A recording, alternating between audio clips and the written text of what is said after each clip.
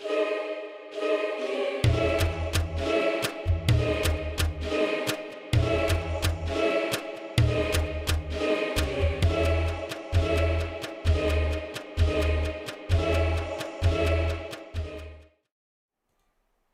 alhamdulillah, wa salatu wa salam ala rasulillah.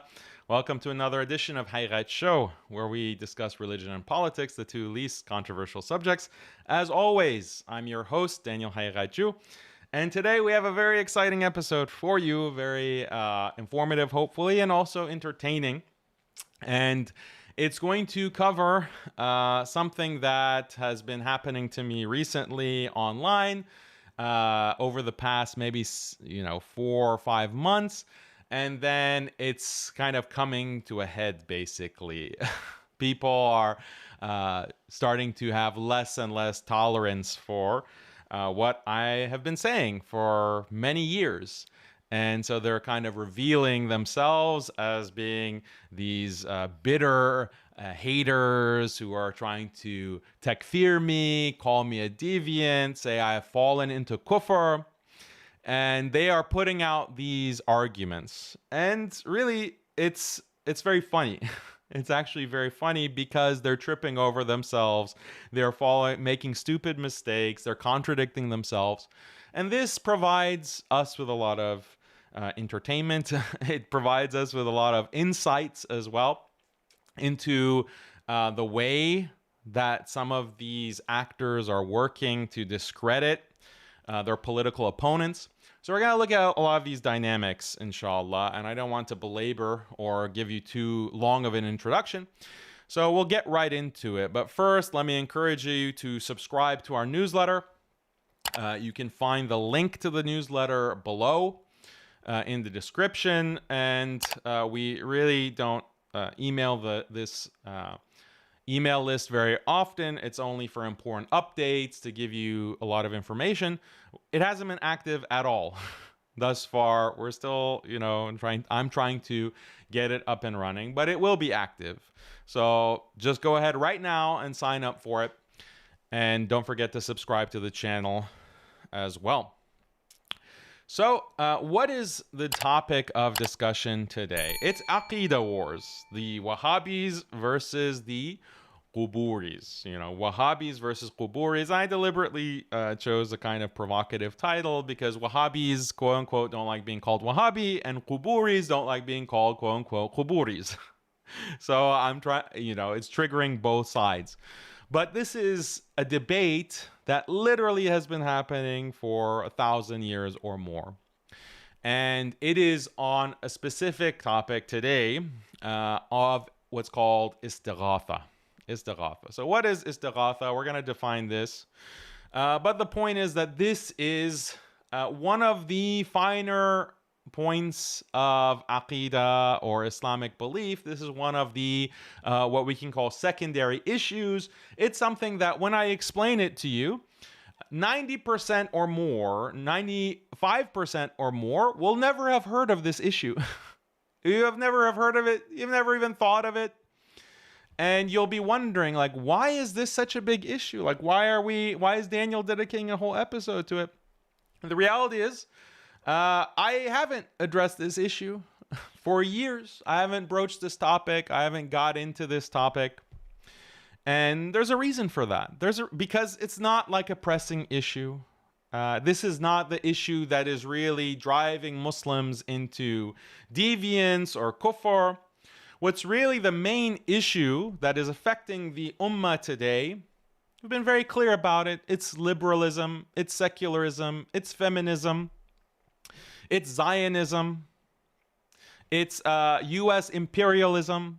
These are the things that are not only causing so many Muslims to fall into deviance, to fall into atheism, to fall into all kinds of kufr, real kufr, and not only that, but also resulting in the deaths of Muslims around the world and even genocide of Muslims around the world. So these are the pressing issues. These are the things that need correction, need elaboration, need refutation. These are the topics, because not only are they so pressing, they affect everyone. No Muslim in the world that is living today is unaffected by this toxic disease, this toxic agent, this enemy to Iman, which is liberalism. But when it comes to Istighatha, most of you haven't even heard of it. When it comes to these secondary points, like what is the actual meaning that must be affirmed when it comes to Yadullah or Istawa ala al-arsh, Allah being above the throne? What does that precisely mean, and which interpretation is correct? This is something that is not affecting Muslims.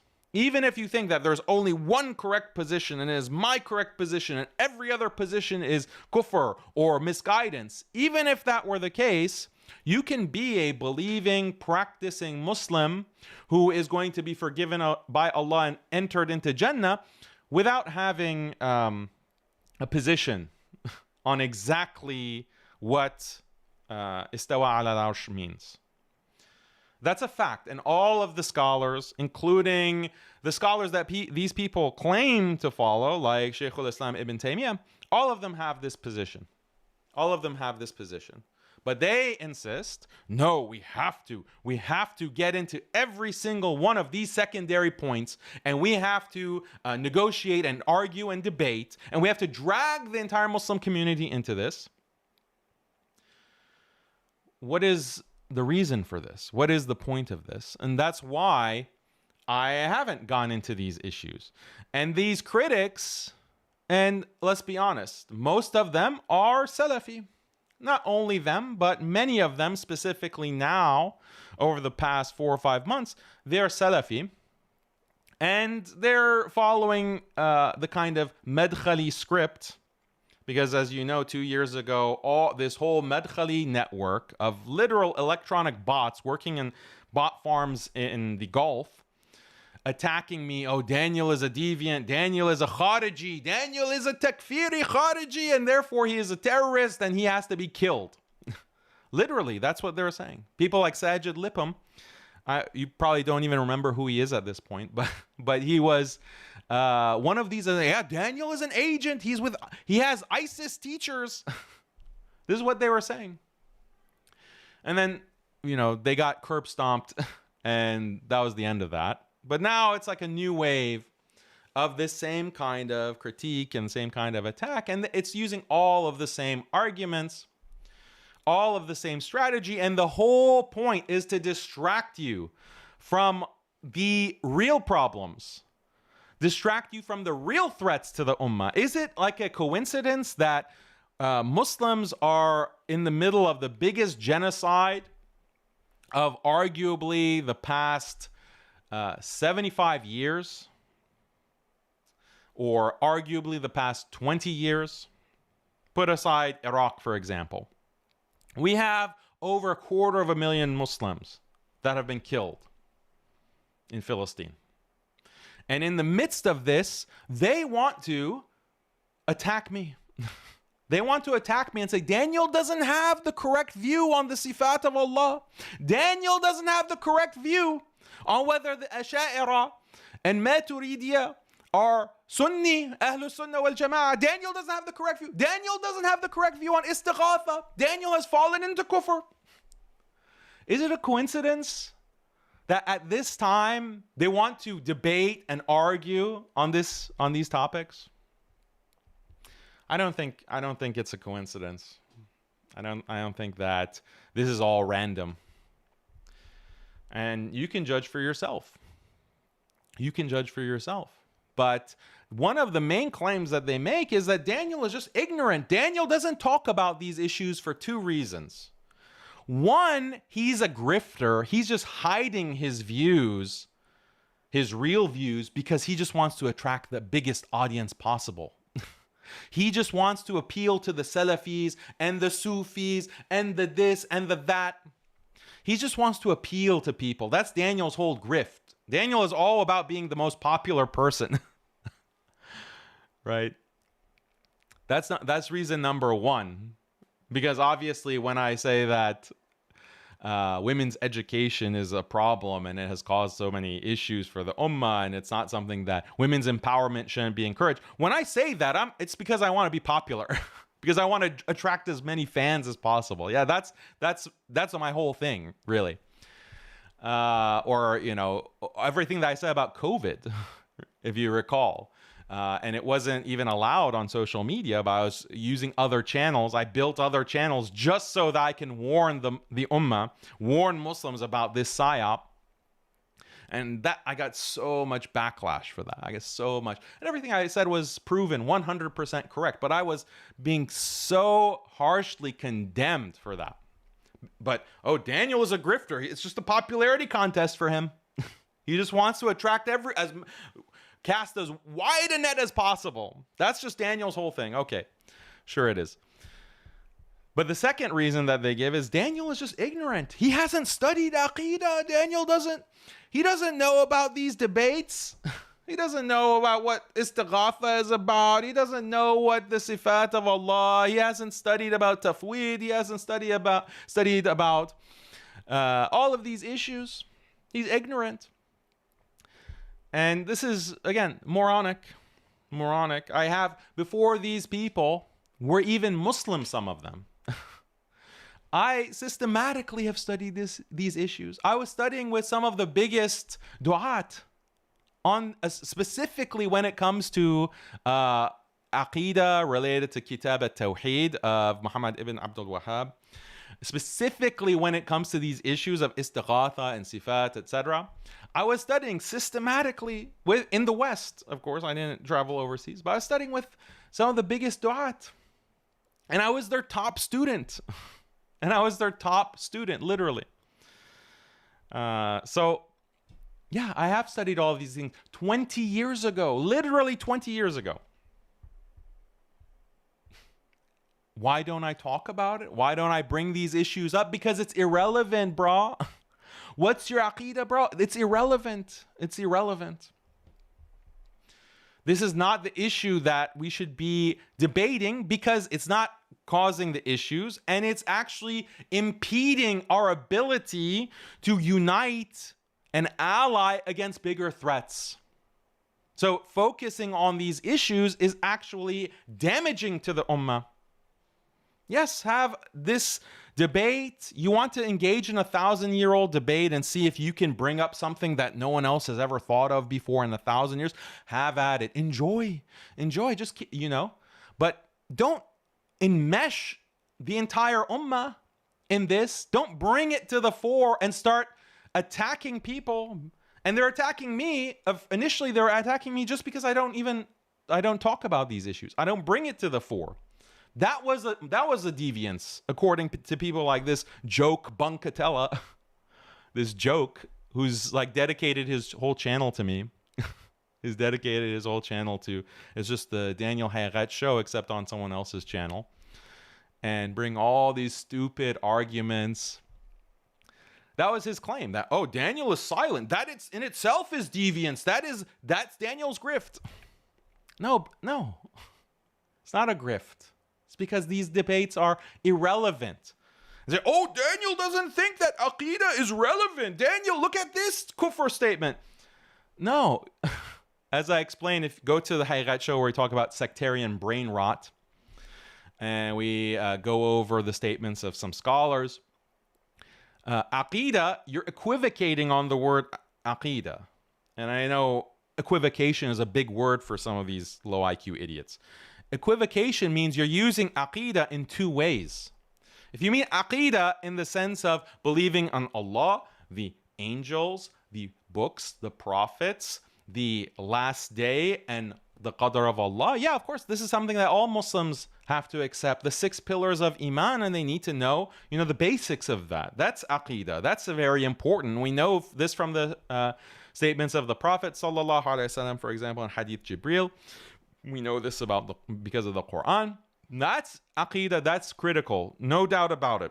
And if you've watched my channel over the years, the true fans of MuslimSkeptic, they know that I've emphasized very often that you have to study Aqidah. Make sure you know the basics. This is this is required knowledge that you have to have, that Allah requires of you for you to be able to be considered a believer or a Muslim.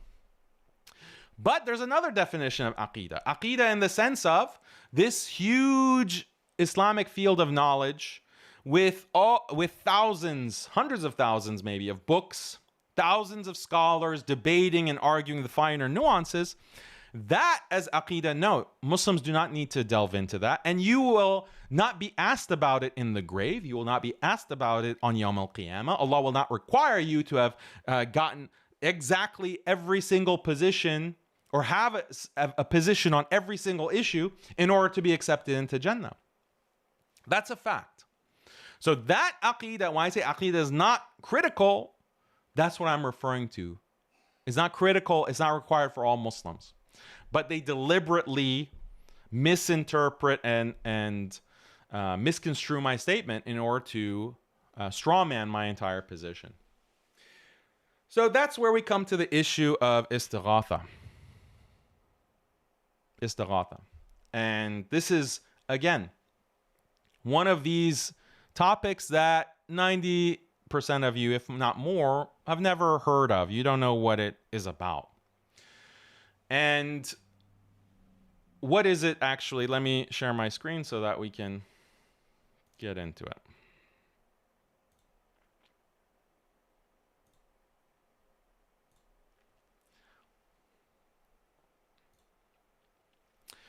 So these are the Aqidah wars, as I'm mentioning, and it's a strategy just to divide and conquer. It's a strategy to promote secularism. It's a political strategy. And that's why all of these attacks happened as soon as I said what? I said what Saudi Arabia is doing in terms of secularizing society and having these state-level Halloween celebrations. This is dangerous. This is bad. That's all I said. I just criticized Saudi Halloween, and then suddenly they all descended. Suddenly all the refutations of Daniel came. And the first thing I pointed out is the complete hypocrisy and double standards for these people to claim that, oh, Aqidah is so important and you have to even understand and study the finer points of this book and that book and this book and that book. The hypocrisy for them to turn a blind eye to open secularization, open violations of Aqidah that are happening in the Gulf. And they're saying, no, no, no, Daniel, you can't talk about the rulers. You can't talk about the rulers. You can't criticize them. That is deviant, and you're a Khariji. You're a Khariji and you're a terrorist that has to be killed. That was literally their position. They're calling for my death. And who are they? These were the Madkhalis. These were the Madkhalis. And the whole point of the Madkhalis is to it's a part of the secularization program. It's a part of the Zionist project. And that's why we've identified the Madkhalis as the Muslim Zionists. They want you to just focus on these Aqidah debates, quote unquote Aqidah debates, about the sifat of Allah, about Istighatha, about this or that, so that you're not concerned about, well, actually, aren't Muslims being genocided, and isn't this the whole country being secularized? Isn't like feminism running rampant because of these government programs in the Middle East and the Gulf? Like those natural reflections and inferences and conclusions that a normal religious Muslim will make. No, don't worry about that. Don't think about that. Just focus on sifat. Just focus on sifat and istighatha and tawassul and so the whole point is to direct religious Muslims to, instead of paying attention and dedicating mental energy and activism on these real issues, distract them to these apolitical topics. These apolitical topics. They're actually, that's not correct. They're not apolitical because they're specifically selected, these issues, to interrogate the political opponents of Saudi Arabia. So specifically debate about Istighatha, specifically talk about this issue of the Sifat of Allah. Why? Because Saudi Arabia's political opponents, like Turkey, for example, or Iran, for example, or other Sunni states, for example, that are not aligned with Saudi, you start attacking them. You start interrogating them. You give them these AQIDA tests. Oh, these are deviants. These are kuffar, other Muslims, takfiring other Muslims. So it is inherently political, even those topics. But only direct those AQIDA tests and that kind of debate on those topics at the opponents of Saudi Arabia and the UAE and these Gulf allies. Don't direct it at these rulers. Don't direct it at Saudi Halloween or the fact that they're building like all of these Hindu temples or that they're promoting the quote unquote Abrahamic religion, the Kufr Abrahamic religion project. Ignore that. That's not relevant for Aqidah. So this has turned Salafism as a whole into a political agenda, a political program. And this goes all the way back to Muhammad ibn Abdul Wahhab. It goes, and this is where the term Wahhabi comes from. And it was Muhammad ibn Abdul Wahhab that either himself or his followers weaponized this issue of Aqidah. And they used Aqidah testing as a weapon to attack the Ottoman Empire and to attack the inhabitants, the Muslims in Mecca and Medina, in Hijaz generally. And they used that, and the Saud family used that as a weapon to justify jihad. Jihad to invade. Jihad to attack, kill, and take the property of Ottomans or the inhabitants, the Muslims of Hijaz. And that's how Arabia became Saudi Arabia. So that strategy has now been, has continued to be politicized, has continued to be weaponized. And I should be clear here that I think that Salafism has a lot of great achievements, has a lot of important, beautiful features. One of the main things that we should all appreciate about Salafism is that it preserves a conservative Islam. It preserves Islamic tradition, strands of the Islamic tradition associated with Atharism and Hanbalism that predate modernism. So that's one of the great aspects of Salafism. The emphasis on tawheed. This is so important because, yeah, there are Muslim groups that deviate. There are Muslim groups historically that have gotten into practices that step by step lead them into shirk, that lead them into following different bid'ah, innovations. This is the great aspect of Salafism. And I think we should all appreciate, I certainly appreciate it. And I take positions that are Salafi. In fact, when we talk about Istighatha, you'll see. But the point is that it has also been, because it has had this strong ability to preserve traditional Islam, conservative Islam, it's a huge target for attack and infiltration. And that's what has happened. Political forces like the Saudi state have infiltrated Salafism and hijacked Salafism for their political purpose. For their political purpose, and it has been weaponized in different ways. It was weaponized at the very beginning in the 19th century to take over the Arabian Peninsula, to kick out the Ottomans, to basically declare war on other Muslims. You declare war on the Ottomans. Why? Because, oh, they're mushrik. They believe in Istighatha. They believe in worshipping the dead. Therefore, they're kafir, mushrik. Their blood is halal. We declare jihad on them, and we take, their women as booty, and we take their property as war booty. That's how these teachings have been weaponized, politicized.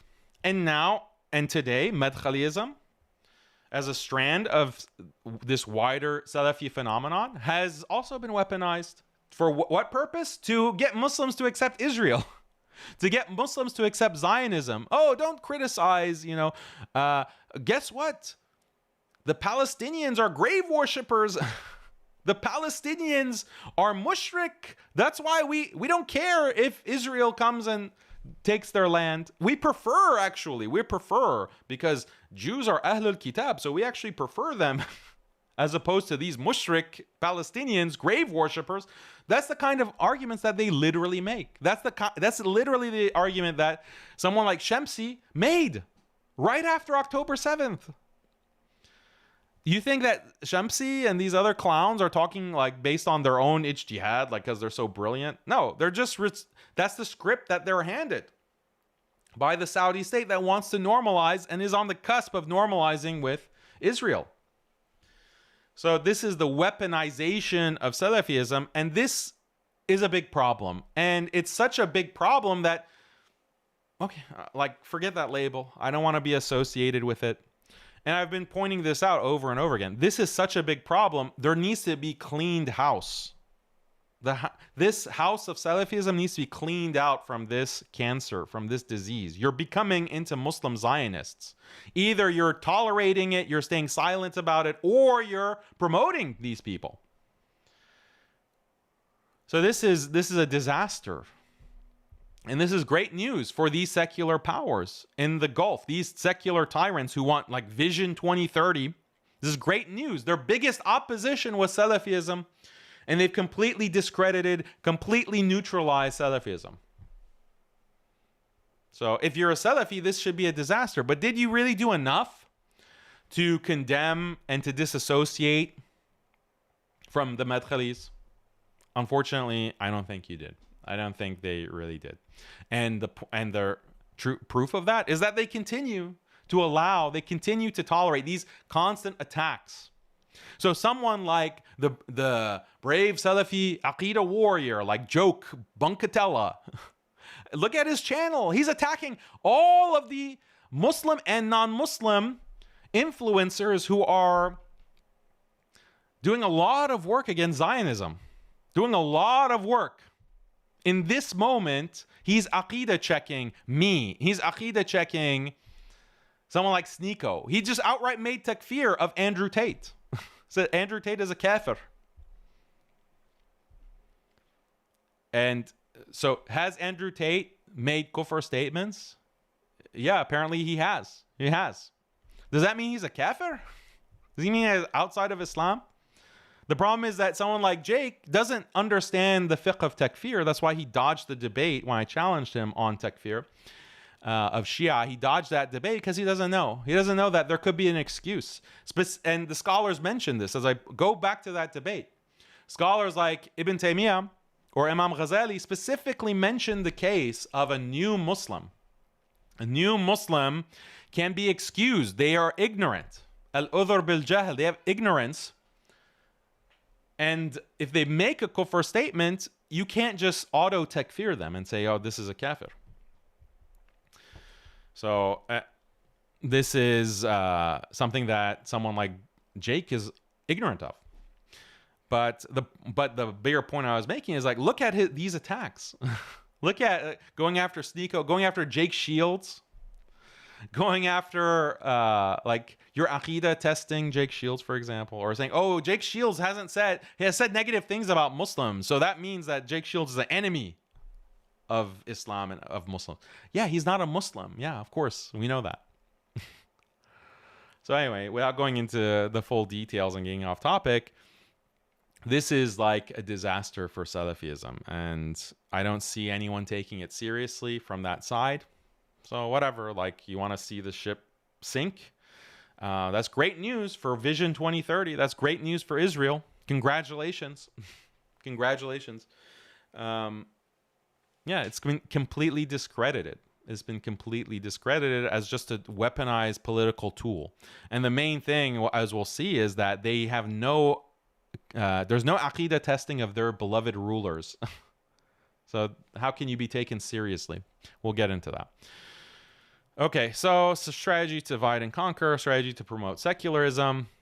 I mean, what is actually istighatha? So first of all, tawassul. Tawassul comes from the word wasila, and it means like trying to get closer to Allah and increase the chances of your dua being accepted. When you're making dua, you're praying to Allah. And there's different definitions, obviously, technical definitions that different scholars will use. But in general, I'm just giving you the general idea. Saying, making dua and saying, oh Allah, or making dua or going to a specific grave. For example, the grave of the Prophet sallallahu alaihi wasallam, and asking the Prophet to make dua on your behalf for something. Like for children or for health. You don't ask the Prophet ﷺ, but you ask the Prophet ﷺ to ask Allah to make dua for you. This is tawassul. Or making a dua by the honor of the Prophet ﷺ. Oh Allah, by the honor of the Prophet ﷺ, grant me health or forgive me. And invoking or mentioning the name of the Prophet ﷺ or some saint or wali, you're using it as a means to get closer to Allah in the sense of getting your dua accepted. And this is known in the sense that wasila, you can, what is another type of wasila? Calling Allah through His names. Ya Rahman, Ya Rahim. Ya Jabbar, Ya Al-Qahar, Ya Qahar. These kinds of names of Allah, the asma of Allah. Calling Allah that is related to a specific thing that you want. And that is known from the Quran, that this is a means for your dua to be better accepted. Another is to mention your good deeds. This is a way that you can actually get closer to Allah to get your dua accepted. You mention, oh Allah, I gave up these sins for your sake. Please get me out of this trouble that I'm in. This is acceptable wasila. Sunnah, this is sunnah wasila. That's even mentioned in hadith of the Prophet sallallahu alaihi wasallam. So they say that mentioning the Prophet sallallahu alaihi wasallam or even some awliya, this is also a wasila. And according to the majority of Sunni scholars, this is allowed. This is allowed. But, there is always ikhtilaf on these issues, but that's the dominant position. And even many of the people who are arguing and claiming that they're Salafi this or Salafi that, they say we have no problem with this practice of tawassul. I have never done it. I've never done this. I don't really know people that do it. And again, maybe you've never even heard of this. Asking the Prophet ﷺ to make dua for me, I can just make dua for myself. But the proponents of tawassul will say, no, but your dua versus the Prophet ﷺ's dua. Okay. They'll have arguments for that. But, it's not something that I'm inclined to do. It's not something that I really feel compelled or feel the need to do. And there are things that can go wrong. There are things that it slowly starts, it has the potential to lead to something else that is improper, that is incorrect. So that's tawassul. That's not what this whole conversation has been about. Whole conversation is about something called istighatha.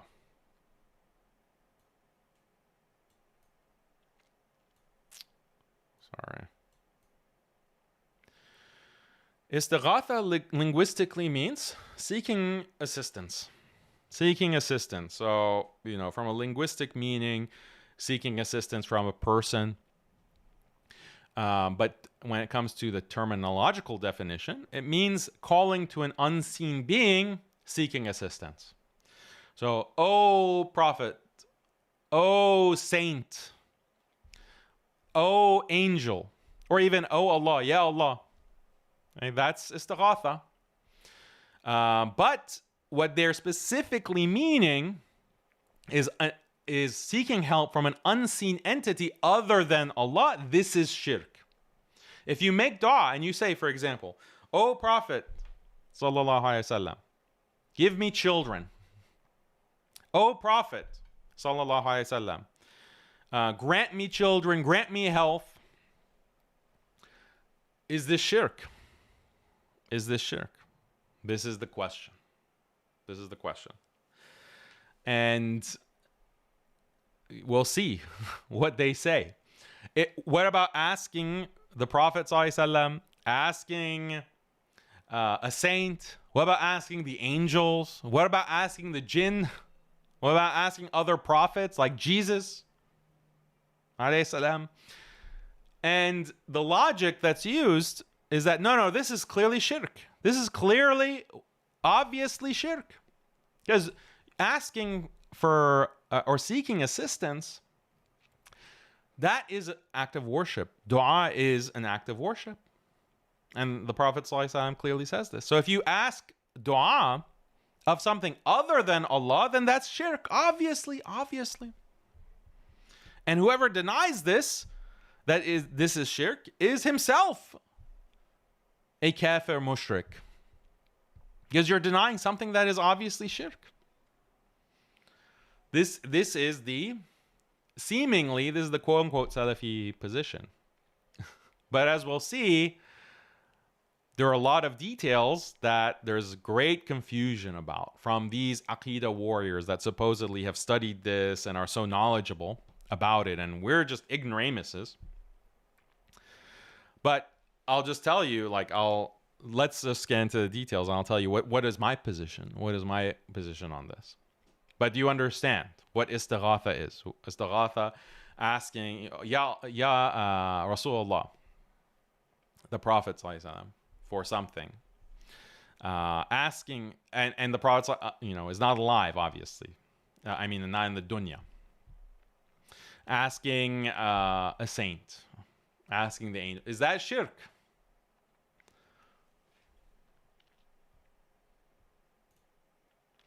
Okay. So my view is that this is haram. This is something that is clearly haram. It's something impermissible. Shouldn't be done. And that's the majority view. That is the majority scholarly view. There are exceptions. There are scholars historically who seem to indicate that, no, this is actually allowed because of XYZ reasons. My position, and this is the position of the majority of ulama, is that this is haram. Even some of the Shia scholars say that this shouldn't be done. Like Ayatollah Fadlullah. Fadlullah is famous for saying that this shouldn't be done. You shouldn't call to the imams, the 12 imams.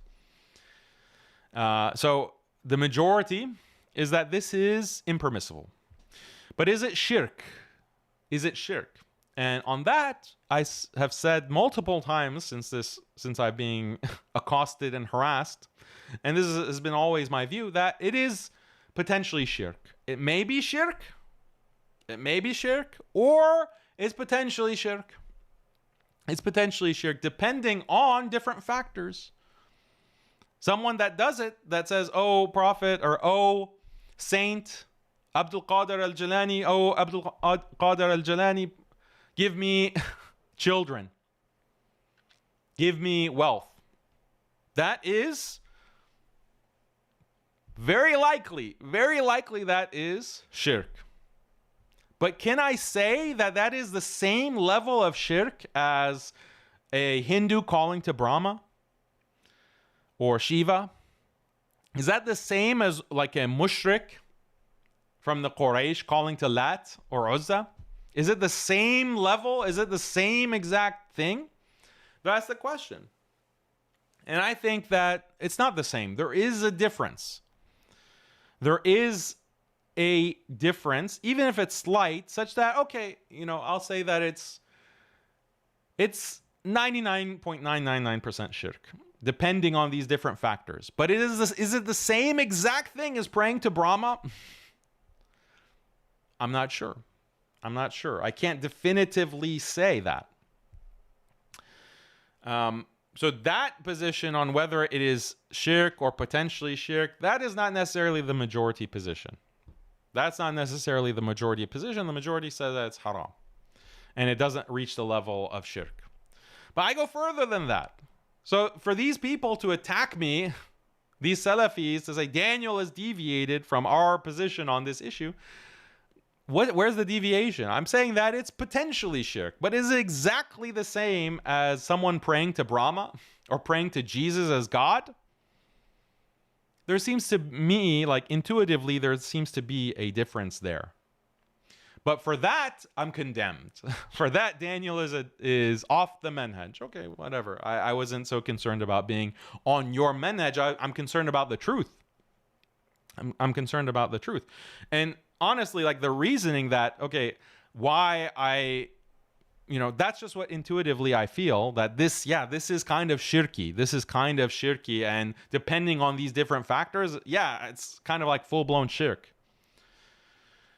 It's partly there, and it's also partly, this is, for example, this is the position of some scholars, but also saying that this is full-blown shirk, like praying to Brahma or praying to Lat, and you're a kafir mushrik, then you are basically condemning these people to be exactly like pagans and polytheists, and then this can trigger making their blood halal. Making their blood halal, making mass takfir, you're mass takfiring the ummah, because not only is it that those who do istighatha are committing major shirk and therefore are kafir mushrik, but those who do not condemn them of committing major shirk are also kuffar. They're also disbelievers. So this is a kind of chain takfir that will occur. And now, some of the Salafis are very hesitant and cautious. No, we're not talking about takfir. We're not talking about takfir. We just want to focus on the act. The act is that major shirk.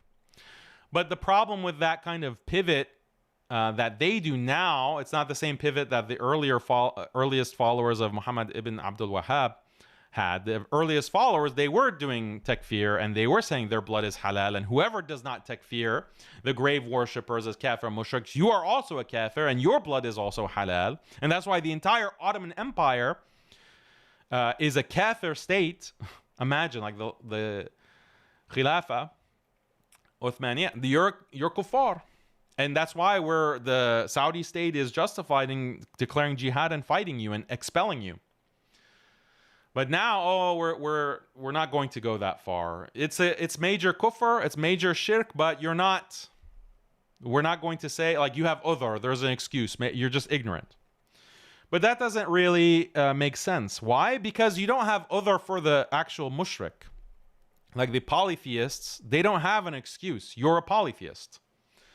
You're worshiping Shiva and Brahma, or you're worshiping these idols. There's no udhr there. You're a mushrik. So this is an inconsistency in the position of those who want to say that, yes, this is complete, full-blown shirk, and there's no difference between what calling to Abdul Qadir al-Jalani is and what the Hindu is doing, or what the pagan is doing. There's no difference. They fall into this kind of difficulty, or this dilemma. So this is what has been happening online. Okay, so some scholarly opinions. Before we get into the scholarly opinions, I want to look at your super chats, and then we'll go to the scholarly opinions, because I've been talking for a while, and I want to look at your super chats.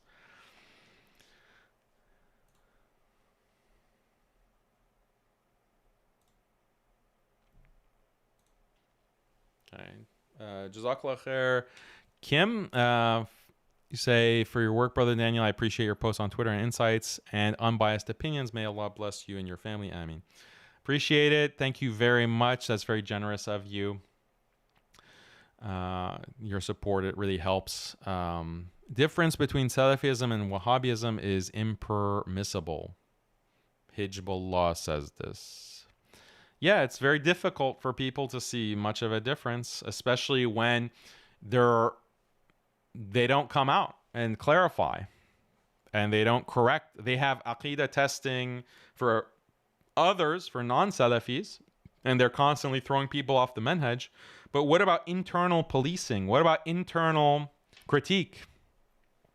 We don't see as much of that. But that's the thing. It's not just Salafism. This is something that any of these other groups, they also fall into it. They also fall into it. And other groups are, like Sufism is also used as a political weapon nowadays.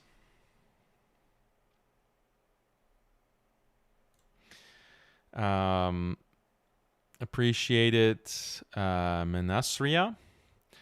Dear Daniel, I recently discovered your work. I'm very glad I did. I admire your cleverness and intellectual depth. Algeria has been targeted by such agenda and suffered terrorism during 10 years. Best regards from Paris. Really appreciate it, sister. It's very kind of you for your super chat.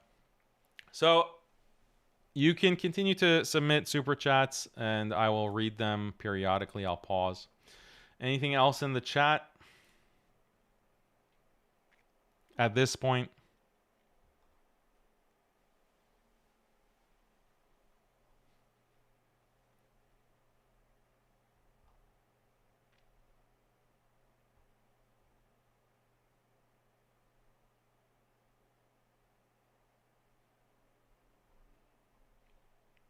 Some of you are asking about COVID stuff. We can't talk about it on YouTube. Go to my Telegram channel and search. You have a question about COVID. You have a question about vaccines. And on Telegram, I was putting out all this information. If you were, I got banned from Twitter, actually, because of talking about these issues. So they had a complete social media block. So I had to start a Telegram channel or grow a Telegram channel. You can see all my views on it there. And also on MuslimSkeptic.com.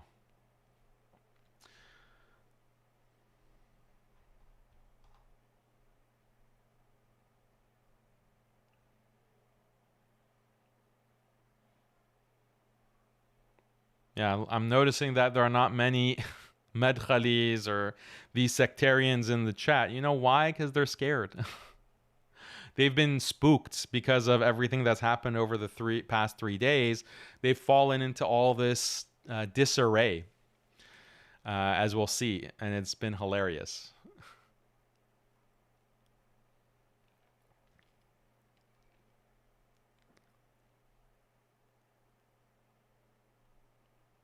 Okay. Now, let us look at some of the scholarly opinions. So again, if I want to go in depth on all of these issues, this stream would be 6 hours or more. It'd be like a full class. And that, again, is not really necessary. This is not really an issue that is suited to discuss and debate on social media. I'm only doing it because of these attacks and these accusations that are being poured against me. So I'm going to defend myself. That's just required. Otherwise, I'm not going to allow these people to just discredit me with lies and ignorance. So what are the actual ilmi positions on Istighatha? So there is this thread. Not this.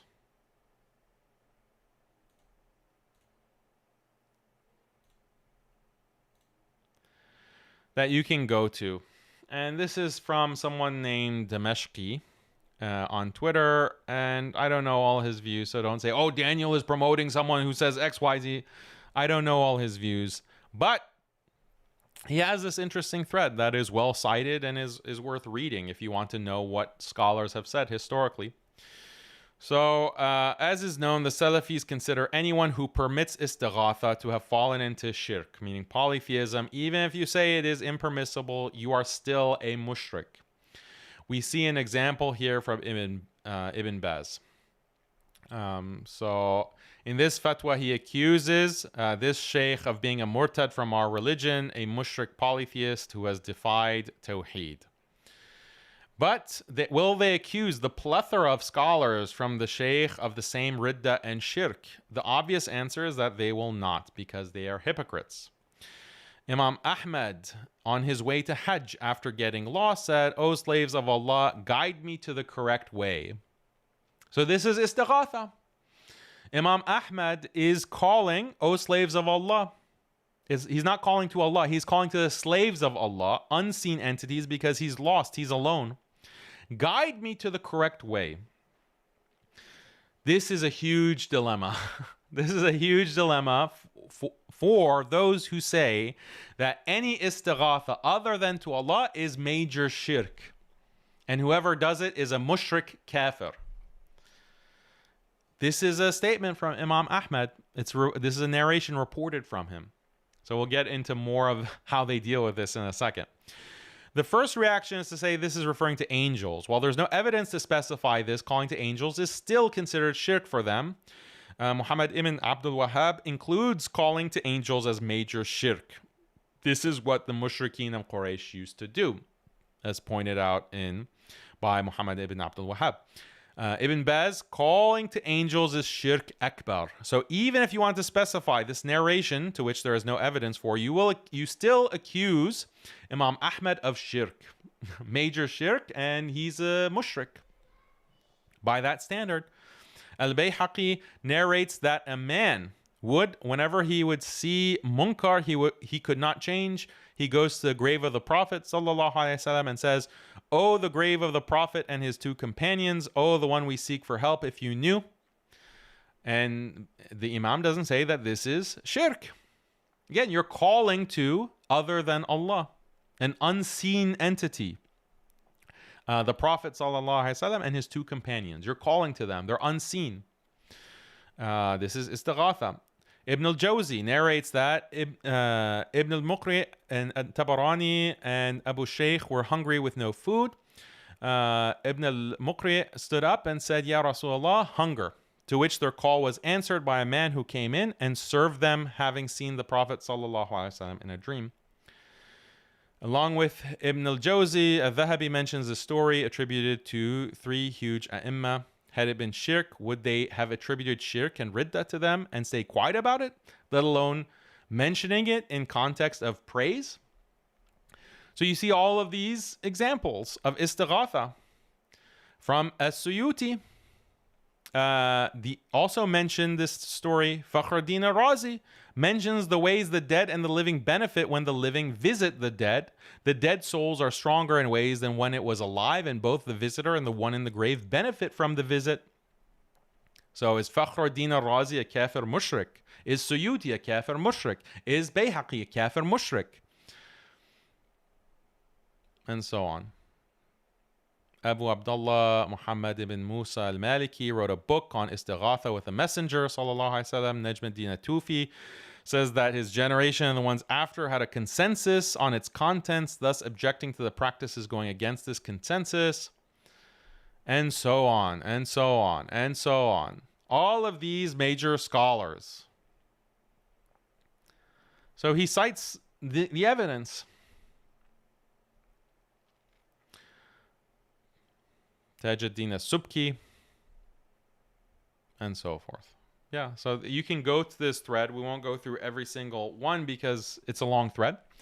But the point is that will these Salafis condemn and do takfir of these scholars? And this is a challenge, especially to Mr. Jake. Go ahead. You're saying that Istighatha to the dead is shirk. Is clear shirk, major shirk. Therefore, do takfir of all of these scholars. Now, my position is that this is something that is potentially shirk, but it's not the same as what a mushrik does. It's not the same as what a mushrik does. And it's not, if you do it, it doesn't make you automatically a kafir. And if you approve of it, it doesn't make you automatically a kafir.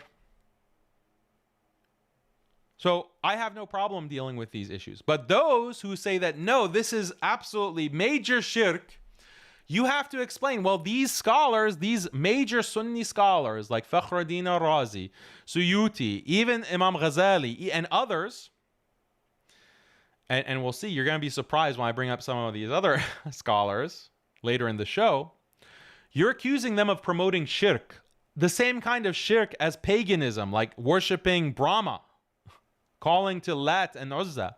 You're accusing them of teaching that. So wouldn't it make sense that they're also mushrik, or at least kafir, for promoting such a practice? So go ahead. The problem with many of these Salafis is that they secretly, actually, they do believe that all of these ulama are kafir mushrik.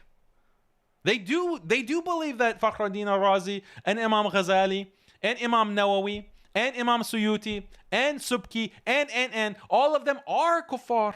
They actually secretly do believe that, but they don't advertise it. They don't advertise it. Why? Because they don't want the backlash.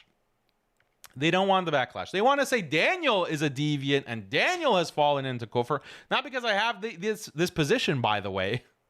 Not because I have their position. They go hard against Daniel, but you don't really see them making videos about Imam Suyuti or Fakhruddin al-Razi or any of these other ulama. In fact, they will cite those same scholars in other contexts to justify whatever other arguments that they're making.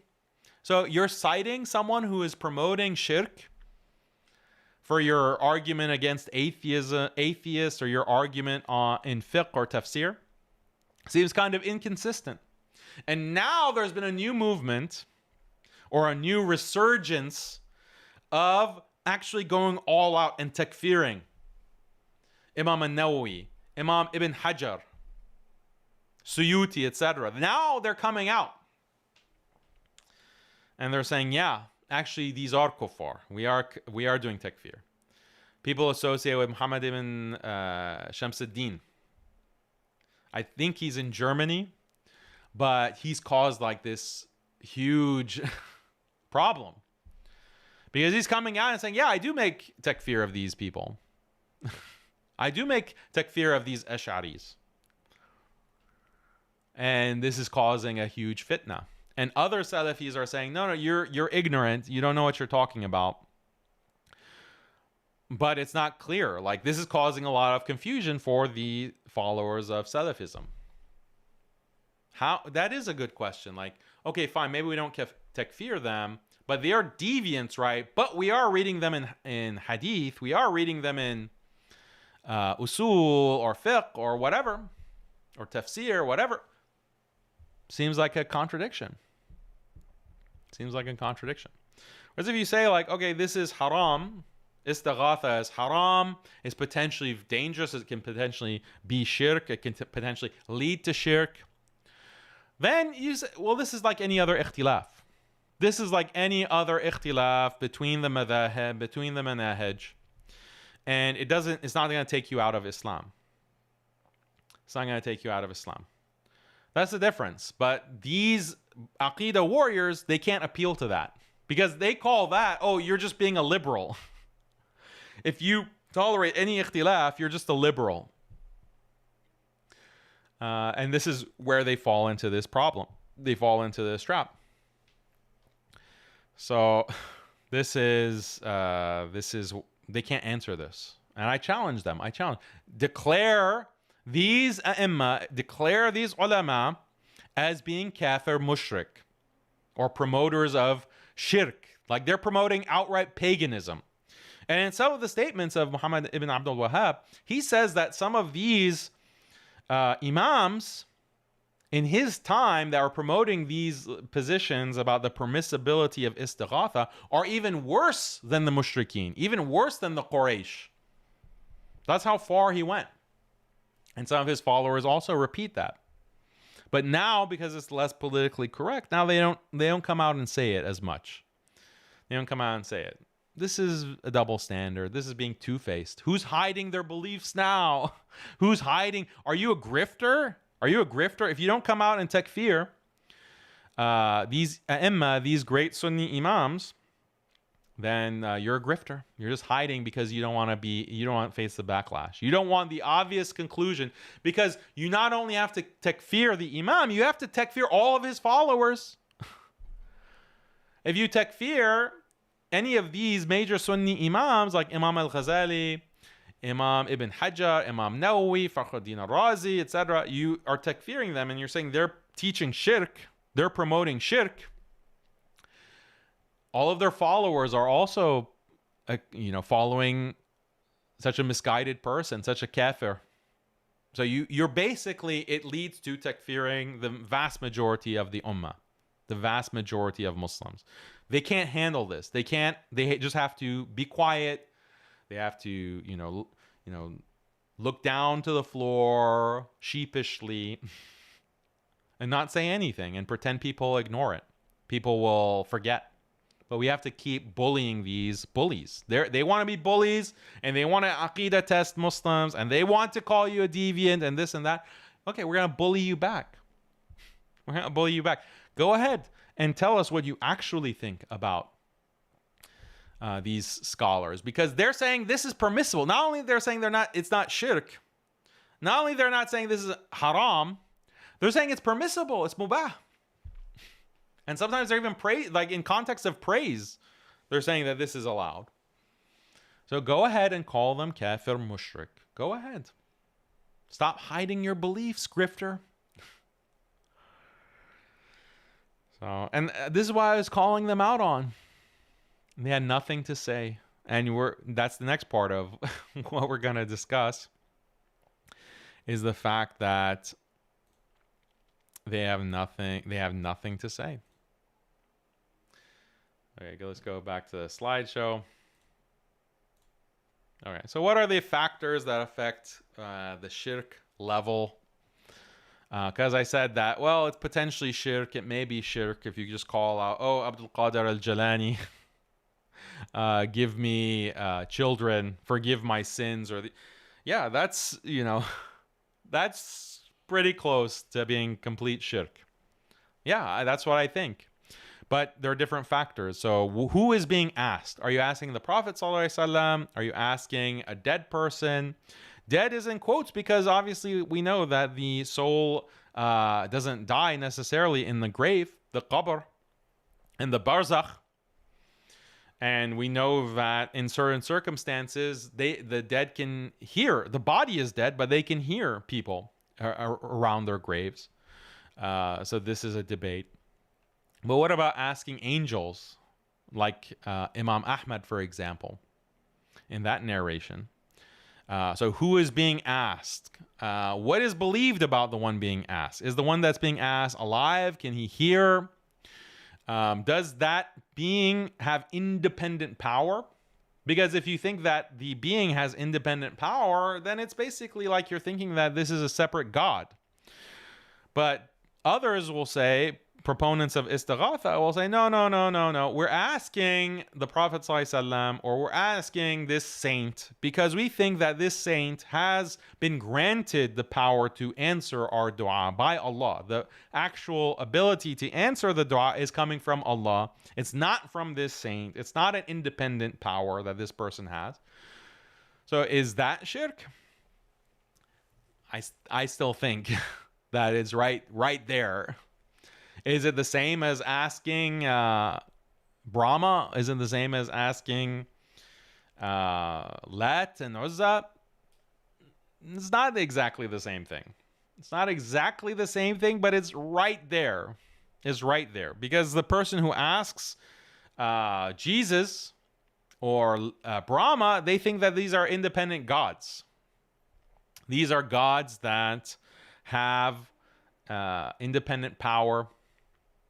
So that seems to be a significant factor, or a significant difference between what we know is clear-cut shirk, praying to Brahma, versus praying to a saint or praying to the Prophet ﷺ. There seems to be a difference. I'm not saying it's not shirk. But is it the same thing? I don't think it's the same thing. Yeah, so what is being asked for? So you're asking something that being can provide or not. Like if you're asking for forgiveness, that's something that Allah is the only one who can truly forgive you of your sins. Asking for children, that's something that only Allah can truly provide. Rizq, that's from Allah. So what do you really mean when you're asking this saint for rizq? Do you mean that the saint can give you rizq by himself? Or do you think he's an intermediary to Allah? Like this is still, I think, like my intuition is that this is still shirky. But is it the exact same thing as calling to Brahma or asking Lat and Uzza to give you long life? I don't know. And they'll say, no, no, no. But the Quraysh, the Mushrikeen, they also believed that the Lat and Uzza and these other gods, that they're also intermediaries to Allah. And they'll cite certain Quranic verses. But there's other verses that bring question into that interpretation. So that analogy doesn't exactly work. And I'll elaborate on this later in the stream. How are they being asked? So if you're asking a saint, saying, oh, saint, give me this or that, are you doing it at the grave? Are you doing it far away? You know, or are you, let's say you're going to the grave and you're like sacrificing a goat or you're bringing and you're putting money on the grave as a kind of sacrifice or an offering to the saint. Okay, that's pretty much 99.99999%. This is full-blown shirk. So, but there are all these different factors. And the point is that there's nuance. There's complexity, there are different considerations, and depending on these different factors, that will affect whether we say this is 100% full-blown shirk. No, this is 99% shirk. This is 95% confident that this is shirk. So it's all haram, by the way. It's all haram, and that's what the majority agree upon. But that extra step of, is this actually shirk? I think there are other further considerations. And for this, I get slammed. Okay, so let's go through the Twitter debate. What has happened, and this is where you're going to see all of these contradictions come into play.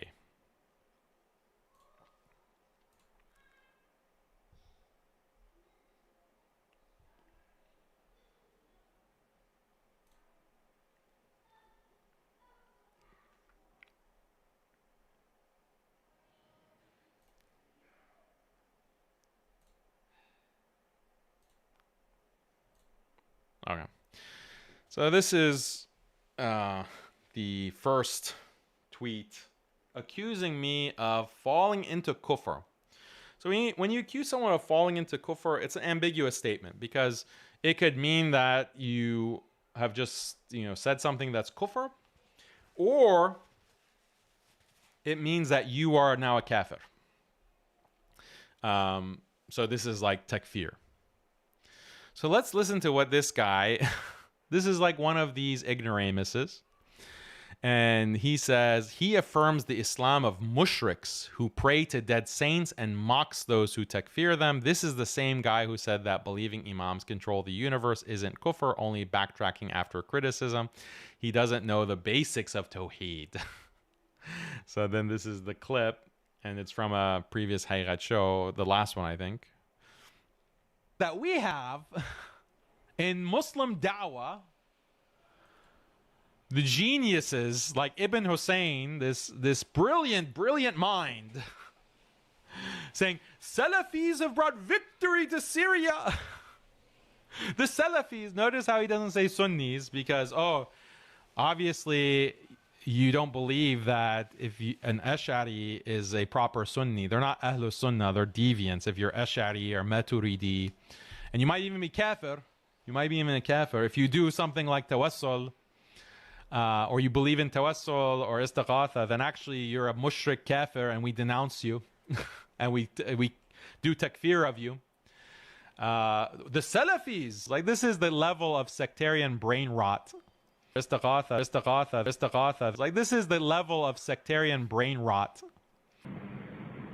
He got me. Oh, what a mistake.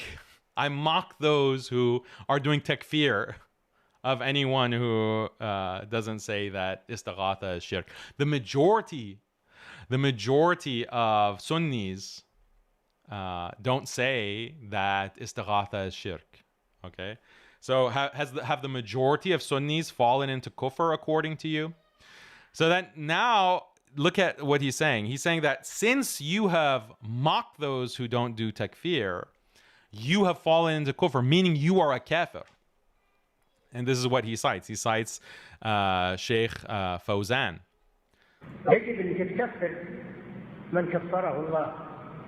It is obligatory for you to takfir who Allah has takfired, to those who commit shirk in Allah.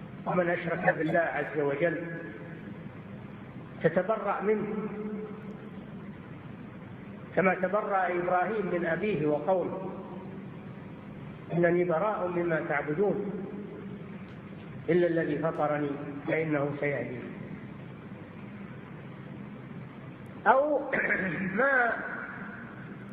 أو صحح مذهبهم، هذه أشد. إذا صحح مذهبهم هذه أشد، لأن يقول هل يعملونه ده ما هو شرك، هذا إنما هو اتخاذ وسائل، أو يقول هؤلاء جهال.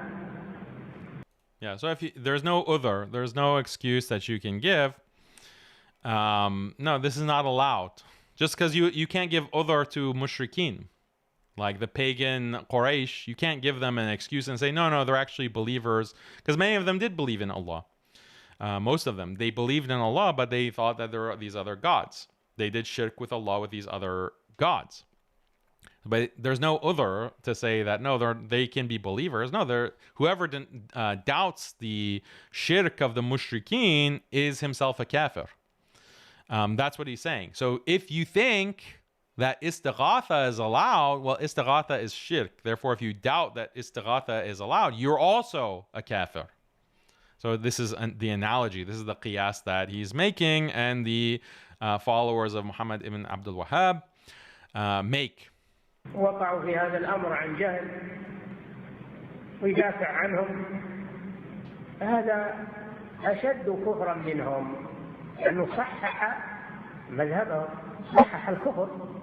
So you're even worse than a mushrik. You're even worse than the pagans, because you're actually trying to justify, or you're trying to make it seem okay. So if you don't do takfir of those who do istighatha, you're actually worse than a mushrik. So I'm worse than a mushrik according to this clown. Okay, so this is Daniel falls into kufr. Daniel falls into kufr. So look at how I play games with these idiots. Okay, so the first thing, I mean, this is a side point, but I say, you're doing takfir. Because I tried to get this guy, because he's a bootlicker. He's like a card-carrying bootlicker medkhali. Never criticize the rulers, guys. Never criticize the rulers for Halloween and for building temples. So I pressed him, and I said, hey, well, what about building a Hindu temple like what has been done in the UAE? Is building a Hindu temple falling into kufr and shirk? And his response is like, yes, yeah, if you built a temple, Hindu temple, yeah, that is shirk, that is kufr. And then this is their game. They don't say specifically the ruler. They don't criticize the ruler by name specifically. Why? Oh, because that makes you a khariji. That makes you a khariji, and then you can be, your blood is halal to be killed. So when it comes to, so I said, he said, no, I don't do individualized takfir. I don't do individualized takfir, guys. So I'm not going to talk about the ruler. I'm not going to talk about the ruler. So I say, well, you accuse me of falling into kufr, and you put this video of Sheikh Saleh al-Fawzan saying that whoever denies that istighatha is shirk himself is worse than a mushrik. So that sounds pretty much like you're doing individuals takfir of me. But I said, okay, whatever. Okay, I'm not asking you to takfir MBZ, the ruler of the UAE. Just say that he's fallen into kufr. Say that he's falling into kufr for building the Hindu temples, bringing the idols into the temples, inviting the Hindus and other mushriks to come worship in the temples as the government there does. Just say that he's fallen into kufr. And no response. No response. And he said, no. And then when he's pressed, no, I said it's kufr. I said it's shirk. I said, no, you didn't say he specifically has fallen into kufr. You haven't said he specific. You can say that about Daniel. So don't play this card. Oh, I don't do individualized takfir. Okay, I'm not asking you to do takfir, even though that seems to be what you imply, that I'm a kafir and I'm actually worse than the mushrikeen. That seems to be your implication in the video that we just watched. Okay, don't say that about MBZ. I haven't actually built any Hindu temples, by the way. MBZ has. Just say the same thing about him that you said about me. If you're consistent, if you care about AQIDA so much, AQIDA is so important, then just say about your beloved ruler, say the same thing about him that you said about me. You don't have to do takfir. Just imply it. Just imply it like you did for me. But he can't do it. Oh, you can't do it? Is that because you're a grifter? Is that because you don't actually care about AQIDA? You don't care about tawheed? You don't care about what is shirk and not shirk? You just are grifting online and pretend like you're this, oh, such a strong AQIDA warrior. We're so principled. We have to rid the ummah of shirk. We have to rid the ummah of shirk, except one of the main sources of normalizing this batil and normalizing this kufr and shirk, the major institutions that you're affiliated with, at least ideologically aligned with, these institutions in the Gulf, they're the ones who are normalizing and promoting Vision 2030 and the secularization of the Muslim world. Your movement, your entire ideology is associated with them.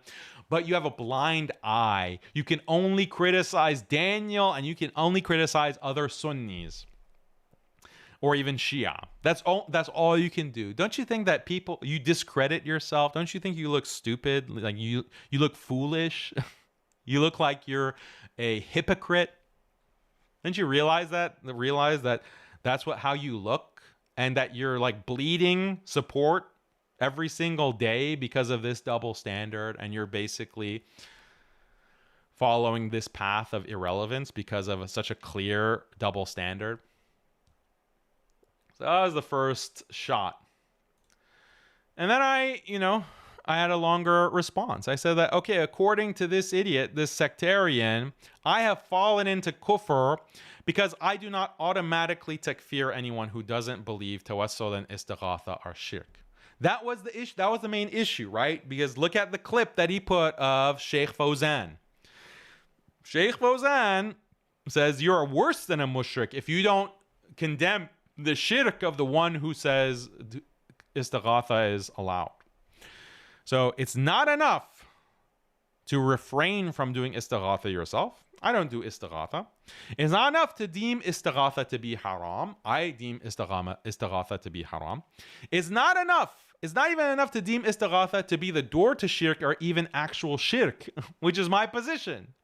Even that is not enough. None of these are sufficient to prevent you from falling into kufr according to these sectarians. You must also take the additional step of automatically takfiring anyone who does istighatha or considers istighatha permissible. Anything less than this means you have fallen into kufr and you may be a kafir yourself. This, of course, means that the vast majority of Sunni scholars historically have fallen into kufr and may be kafir. The vast majority, basically everyone except Muhammad ibn Abdul Wahhab, are kafirs, and they're even worse than kafirs. They're worse than the mushrikeen. Because they don't do this auto takfir, they have udhr. They give excuses. Even if they hold the position that it's shirk, they still don't do auto takfir. This, of course, now I wonder what these sectarians would say about Imam Ahmad, who is reported to have actually done istighatha himself. Ibn Hussein, a slightly less ignorant member of the Tard crew, very slightly less, as we'll see, openly admits Imam Ahmad did istighatha, calling out to unseen beings other than Allah for help. And we'll look at the narration. Ibn Hussein does all kinds of mental gymnastics to avoid takfiring Imam Ahmad.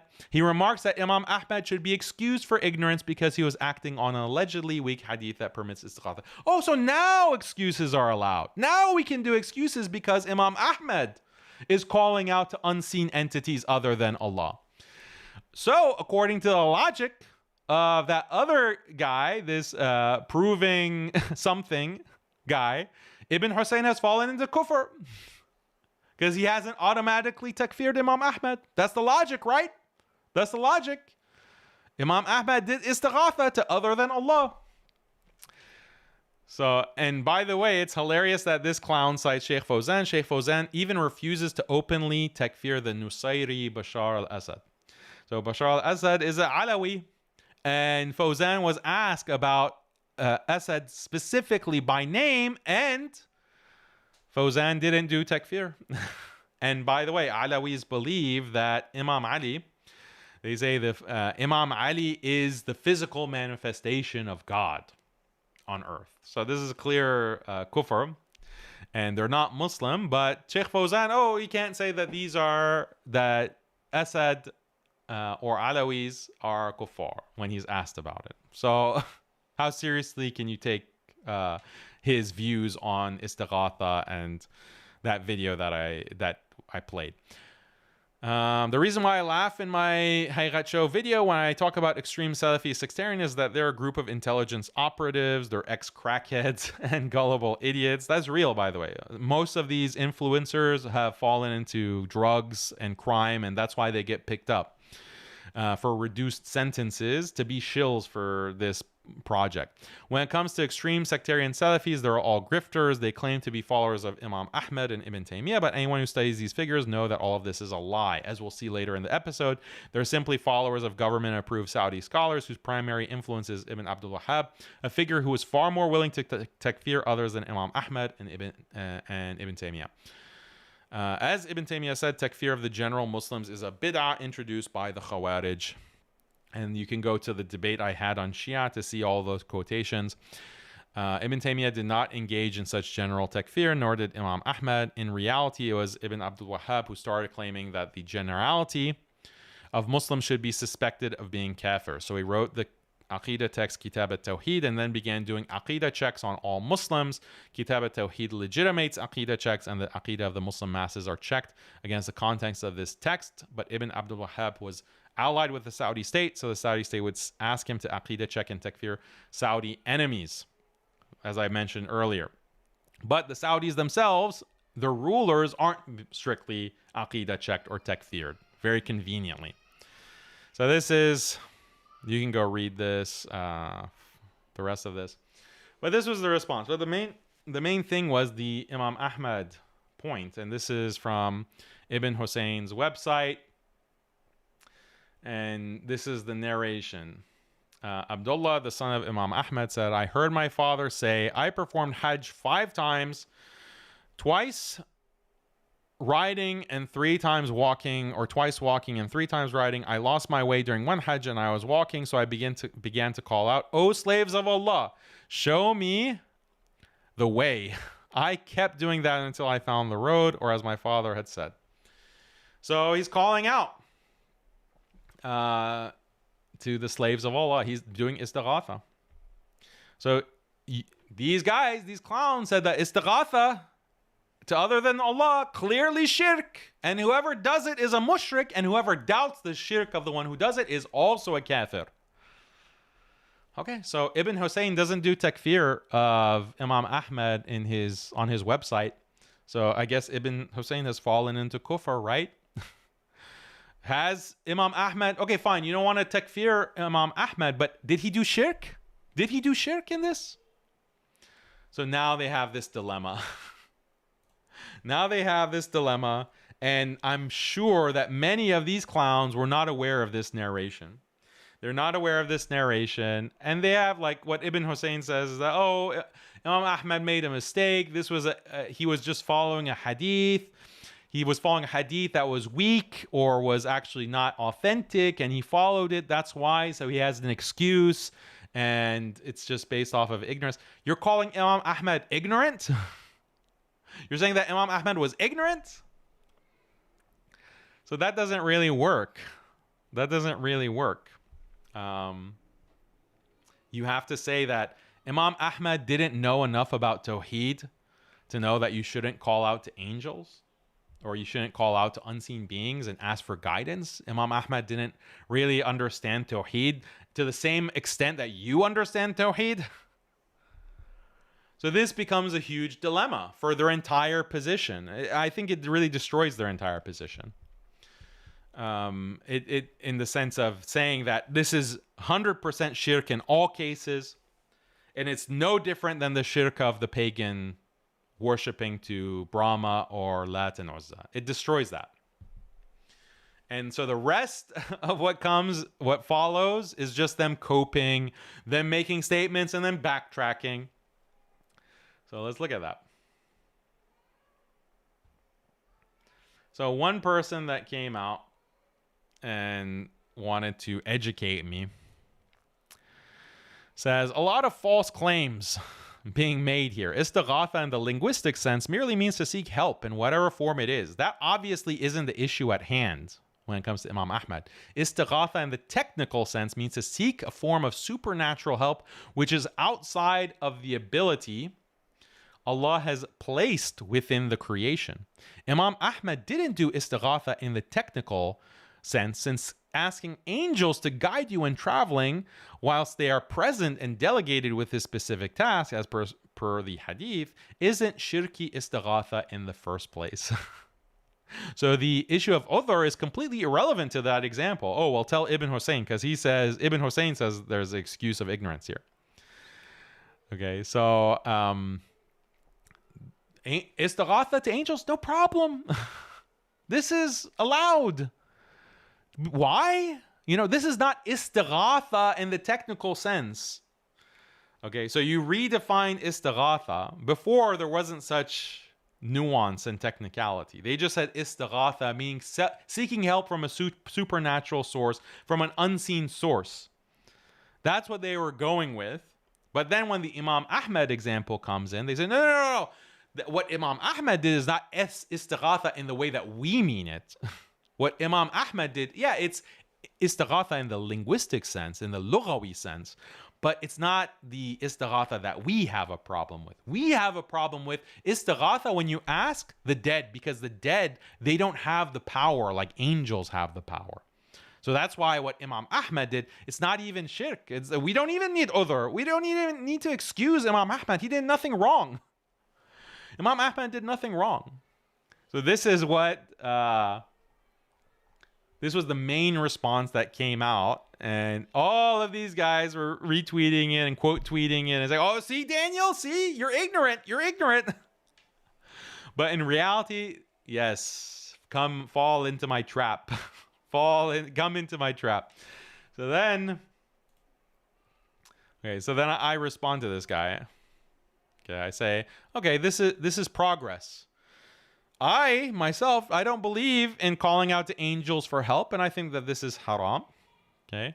It's informative, however, that you think that calling out to angels is halal, and it's not, in no way is it forbidden shirk.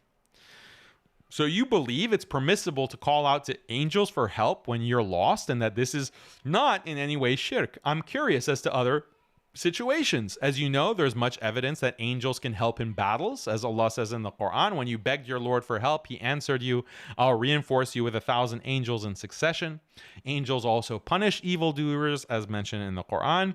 If only you could see when the angels take the souls of the disbelievers, how they strike their faces and backs, it will be said, taste the punishment of the fire. Angels can also protect an individual from danger, as said in the Quran, and indeed, over you are appointed angels and guardians. Angels also ask forgiveness for humans, as mentioned in the Quran. Those angels who carry the throne and those who surround it celebrate the praise of their Lord and have faith in Him. They beg forgiveness for the believers. Our Lord, you embrace all things in mercy and knowledge. So forgive those who turn to you and follow your path. Save them from the pains of hell. Some scholars also argue that angels direct the rain. Do you believe it's halal to call out to angels for help in battle, to punish evildoers, to protect from danger, to ask forgiveness on one's behalf, and to bring rain? Are these acts of shirk? Because these are all things that Allah has given the angels the ability to do. And when you're trying to excuse Imam Ahmed, you said that, well, this is not istighatha because these are things that the angels can do to guide. And so there's no problem with Imam Ahmed calling to them. Perhaps you'll say these things are forbidden because God has not explicitly permitted them. He has only permitted calling out to angels for help if one is lost, but not calling out to them to help one in battle or to punish evildoers. Understood. These acts are haram because they're not explicitly permitted. But do you consider them shirk? That's the question. And if you say they're not shirk, is it simply because Allah has not permitted them? If that is your view, then your concept of shirk is not calling out to unseen supernatural beings other than Allah. Rather, it's calling out to them without Allah's permission. As a consequence, you would not consider it shirk to call out for help to angels, jinn, and dead humans if Allah permitted it. So this is the trap, basically. And they fell right into the trap. Because if you want to say that what Imam Ahmed did is not shirk because the angels have the ability, well, angels have a lot of abilities that Allah has granted them. So it shouldn't be shirk to ask an angel, oh angels, punish these evildoers. Oh angels, forgive me, right? Oh angels, bring rain. These wouldn't be considered shirk. These wouldn't be considered shirk, according to this logic. So then you have all of these Salafis coming out, and suddenly they are, look at this, making istighatha through the malaika would be permissible if you're asking them to do something within the abilities Allah gave them. And there is an authentic athar confirming it. I think DH understands this distinction, but doesn't want to admit he is wrong. Oh, so this is news to me. This is news that, oh, now we can make dua to angels. That's what dua is, right? You're calling and you're asking for something. You're seeking something, like for guidance, like if you're lost. So, making dua to angels is perfectly allowed. These are the AQIDA warriors that understand tawheed, that understand tawheed so much.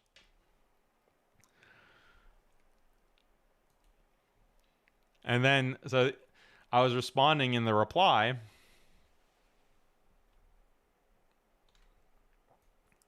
And I say, what way did Imam Ahmed and Ibn Taymiyyah do istighatha if not the way these people do it?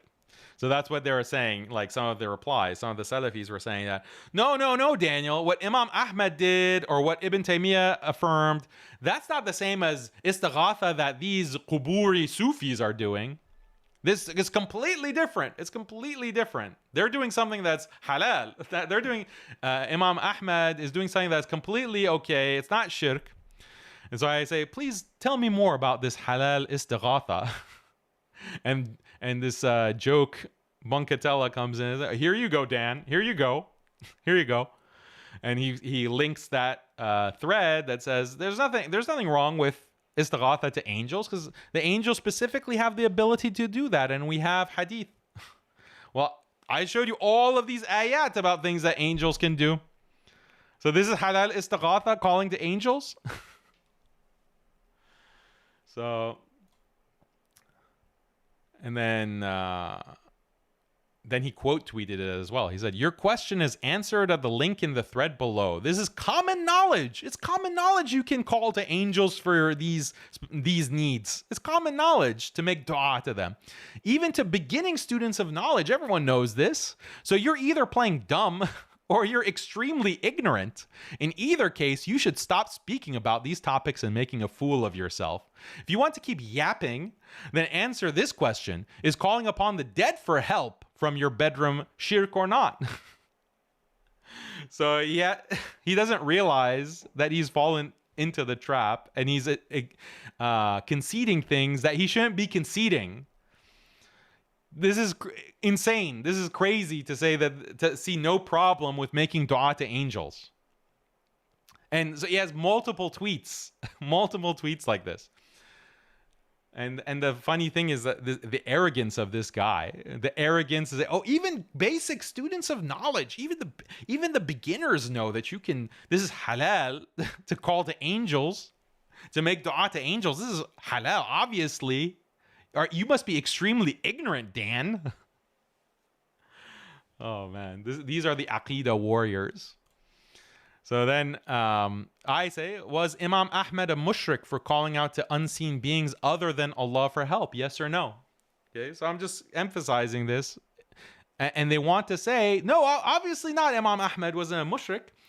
And then this guy, the original guy, says, if something is alive, it's able and can hear you, then it isn't shirk to call upon it. Ahmed was in that situation, seeing as he relied on a hadith which just established for him the existence of angels who in that particular situation could hear and help. Nothing wrong with what Imam Ahmed did. Like, that's completely allowed because the angels are alive. Like, these are the three conditions that they keep spamming. The angels are alive, they're able, they have the ability to help, and they can hear you. This is completely different from other situations. So this is halal. This is allowed. There's no problem. This is not shirk. And you can see Jake retweeting it. So imagine, like, the issue here, like, just to take a step back and take stock of everything that we're seeing here. They are unprepared for this scenario. I think that they had never heard of it, but they're in such a rush to paint me as ignorant and deviant that they're tripping over themselves and just making it up as they go along. But the problem is, when you make it up as you go along, you make mistakes and you haven't thought a step ahead or two steps ahead. So you just fall into this trap that I'm like laying before you. You're saying that they didn't realize what they're saying. If they step back, and that's the thing, they backtracked. They walked all of this back because of how ridiculous it is. You're saying making dua, instead of making dua to Allah, make dua to angels. There's nothing wrong with that. That's shocking. That's shocking. And whoever said that this is halal, whoever said that, even if it's not shirk, is it halal? And Imam Ahmed, okay, he had, that's the whole point of, that's the whole point of not saying that this is shirk. Istighatha is shirk in all cases. We have to be nuanced about this. There are other factors that determine if this is full-blown shirk or not. My position, if you remember from the beginning, I could say that what Imam Ahmed did was a mistake. He had the incorrect ijtihad, and he made a mistake. But as I've said, this is not full-blown shirk because there are other factors. It's an angel. It's a specific situation. There is a narration. It's that those factors mean that it's not like shirk in the same way as other things could be shirk based on other factors. So I can say Imam Ahmed didn't commit shirk. This is a mistaken ijtihad. And other scholars, like when we quote some of the other ulama, like Suyuti, for example, or Imam Nawawi, yeah, these are things that they're different. Ikhtilaf, the scholars differed, and we take one position and we don't take the other position. We don't take the position of Imam Ahmed on this practice of calling to angels when you're lost. We don't take from him. Maybe he made a mistake, you know, and we speak very respectfully. We speak very, you know, who are we? Like Imam Ahmed, Imam al-Nawawi, Imam al-Ghazali, Ibn Taymiyyah. Who are we to talk about these a'imma, right? But, you know, we know that the scholars differed, and sometimes we take one position over another, right? But if you want to take this Salafi stance, that this is always shirk, no matter what, then it causes this dilemma. Because not only with those other Sunni imams, but even Imam Ahmed, which you claim to follow, even Imam Ahmed has fallen into shirk by that standard. So then you have to start, oh, but no, there's this exception, there's that exception. It's halal to make dua to angels.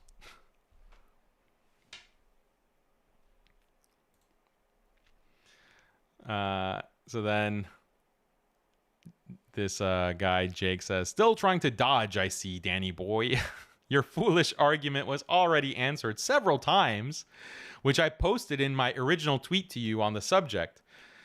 So no, it's not kufr or shirk to ask for help of someone who is alive, present, and capable, as Imam Ahmed did with the angels. It's not. It's just perfectly fine. Now stop dodging and answer the question that everyone has been asking you. Is it kufr or shirk to call upon the dead for help from far away or not? Now notice that their question is becoming more specific. Why? Because originally the question was, is istighatha shirk? In general. Remember, that was the original tweet of Daniel falling into kufr, is that Daniel is not takfiring everyone who does istighatha. Then they have to nuance it and say, no, istighatha, we're not going to ask you if istighatha is shirk. We're going to ask you, is istighatha specifically for dead people? And notice the other qualification, from far away. From far away. So I guess he was cued in or clued in by some of the people who are feeding him stuff offline that, Jake, phrase the question like this, because when it comes to dead people, if you're at the grave of the dead person and you're asking, well, there's some ikhtilaf there. So don't commit yourself to saying that asking dead people mutlaqan, like in general, is shirk. Like otherwise Daniel is going to pin you on that. So make sure to qualify and say, oh, from far away. And they're hoping that the some of these ignoramuses, their followers, won't notice how they're shifting the question. Originally the question was, is istighatha mutlaqan, like istighatha as a whole, shirk or not? And then I showed, what about Imam Ahmed? Like, okay, well, istighatha is not to angels. That's not real istighatha, so that's perfectly fine. But we're specifically talking about dead people. And they're, not just dead people, but dead people from far away. If you're at the grave, we're not asking about at the grave or not.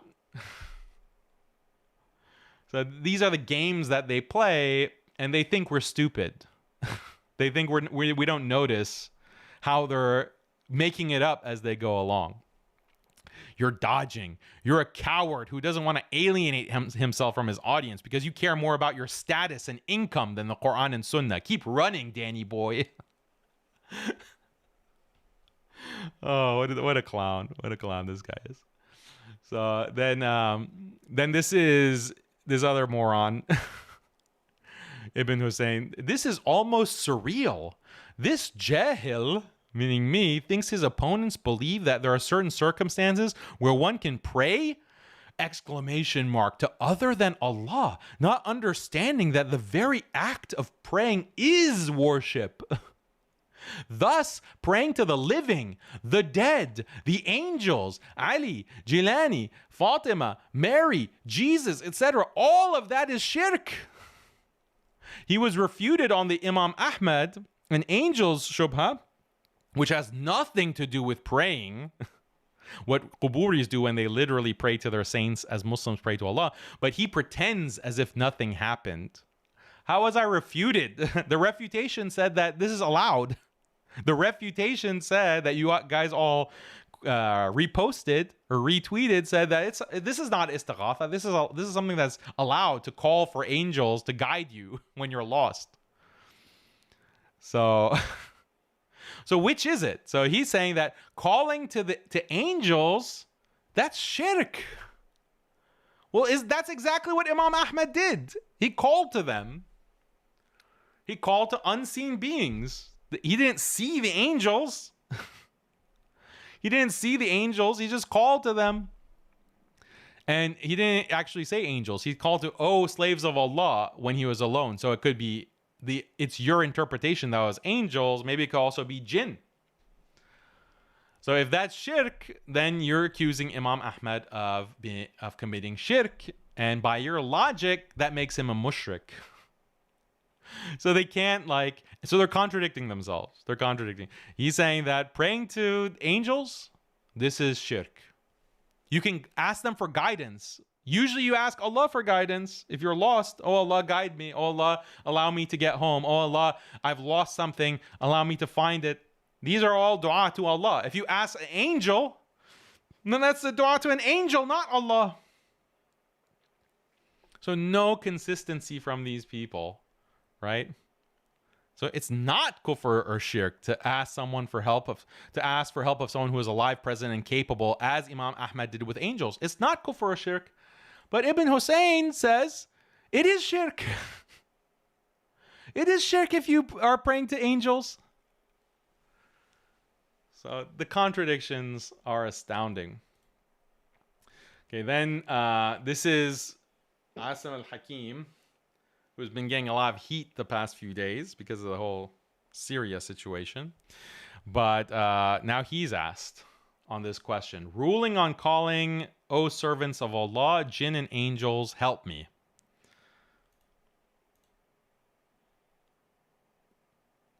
Nishan from India says, what's the ruling on saying, Ya ibadallah a'inuni? What's the ruling if we are in a desert, stranded, or we're lost, and we say, O servants of Allah, help me? Oh, look right, there's nobody there. Look left, there's nobody there. So who am I calling? Yeah, I'm calling the jinn, or I'm calling the angels. To do what? To guide me. Akhi, this is shirk. What are you? It's shirk. It's shirk. So he's saying that Imam Ahmad committed shirk. Right? Talking about. Yeah, but it's an issue of dispute among scholars. There is a hadith about Ibn Abbas radiallahu anhuma. Imam Ahmad said so and so. Akhi, you don't have to reinvent the wheel. If you can ask the jinn to guide you when you are lost and stranded in desert, might as well ask them to show you where the things that were stolen from you, or to help you in operating while opening someone's stomach to operate on him, or do this. All of this is shirk. We don't ask anyone from the world of the unseen except Allah Azza wa Jal. We don't even ask Jibreel, peace be upon him. We ask only Allah. And asking anyone else as such, saying, O servants of Allah, help me, and there's no one, and you're claiming to call the jinn or call the angels, this is totally prohibited and shirk. Mustafa. All right, there you go. It's totally prohibited. It's totally shirk. I'll agree and I'll say, yeah, it's prohibited. Is it shirk? There are nuances. There are complexities. It's definitely impermissible. Does it reach the level of full-blown shirk, like the person praying to Brahma or Lat and Uzza? No. Could it potentially be shirk? Yes. But is it the same as that kind of shirk? No. That's what I say, and what I already said about Imam Ahmad. But they're contradicting themselves. They're contradicting themselves. Ibn Hussein says, yeah, this is this is shirk, very clearly shirk. Jake says, no, this is not kufr or shirk. What Imam Ahmad did with the angels, that's not kufr or shirk. This guy says, if something is alive, able, and can hear you, then it isn't shirk. This is on beginning students of knowledge know that it's not shirk. This is halal istighatha. Here you go. There are, making istighatha through the malaika is permissible. Look at how, with what authority each of them says, with such authority. So clear cut, each one of them, all of their statements. And this is like the mental problem that many of them have, is that everything is like this binary, and everything is clear cut, and it's a binary. And oftentimes they're just ignorant of a long history of debate and discussion. And they've just studied like a few slogans. Some of them, a small minority, might have actually taken a class or sat with a scholar and gone through anything of substance. But even them who have taken classes, it's just like slogans, snippets, and they haven't actually engaged with the larger topic, the larger debate. If they had, they would know about this Imam Ahmad issue. And they wouldn't come out and start talking in a clear-cut way and saying, stupid stuff like, oh, even the beginners know this. Even the beginners have studied this. You're so ignorant, Daniel. Okay, so let me look at your super chats, and then we'll continue. It gets even crazier, if you can believe this. It gets even crazier. Everyone could hear the volume when I played it, right? Everyone could hear the volume. Press 1 if when I played Sheikh Asim, you could hear that clip. I forgot to check.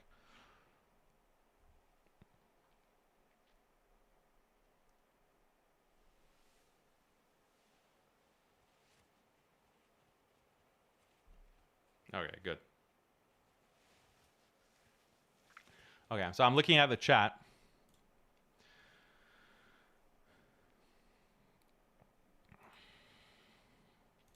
Appreciate it, GZ, for your super chat. Jazakallah khair. Kamran says, there are people here saying they're smarter than Islamic scholars and Imam al-Ghazali was misguided. May Allah have saved the Muslims from Wahhabi arrogance. Ameen. Proving Madkhaliism. Yeah. Yeah, there's a lot of funny nicknames for this idiot. Proving something. Buying Talmud. Thank you, Abdullah, for your generosity. Anyone else in the chat before we continue?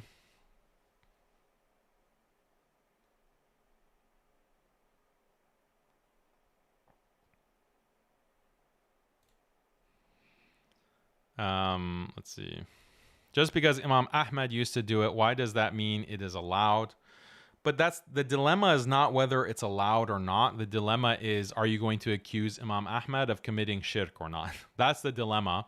So even if you say that it's not allowed to make dua to angels, you still have to explain why Imam Ahmad apparently did it. That's the whole dilemma. That's what's causing them to trip up. Let's see.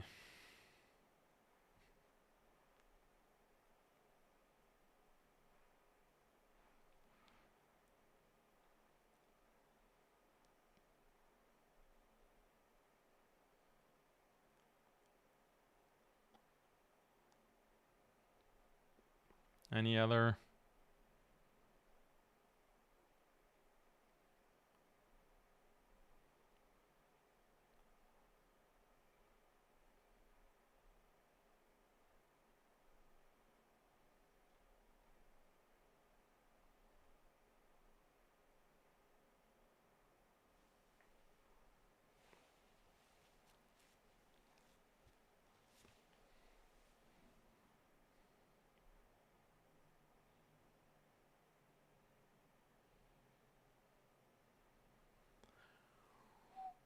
Okay, let's continue because we're almost at the 2-hour mark.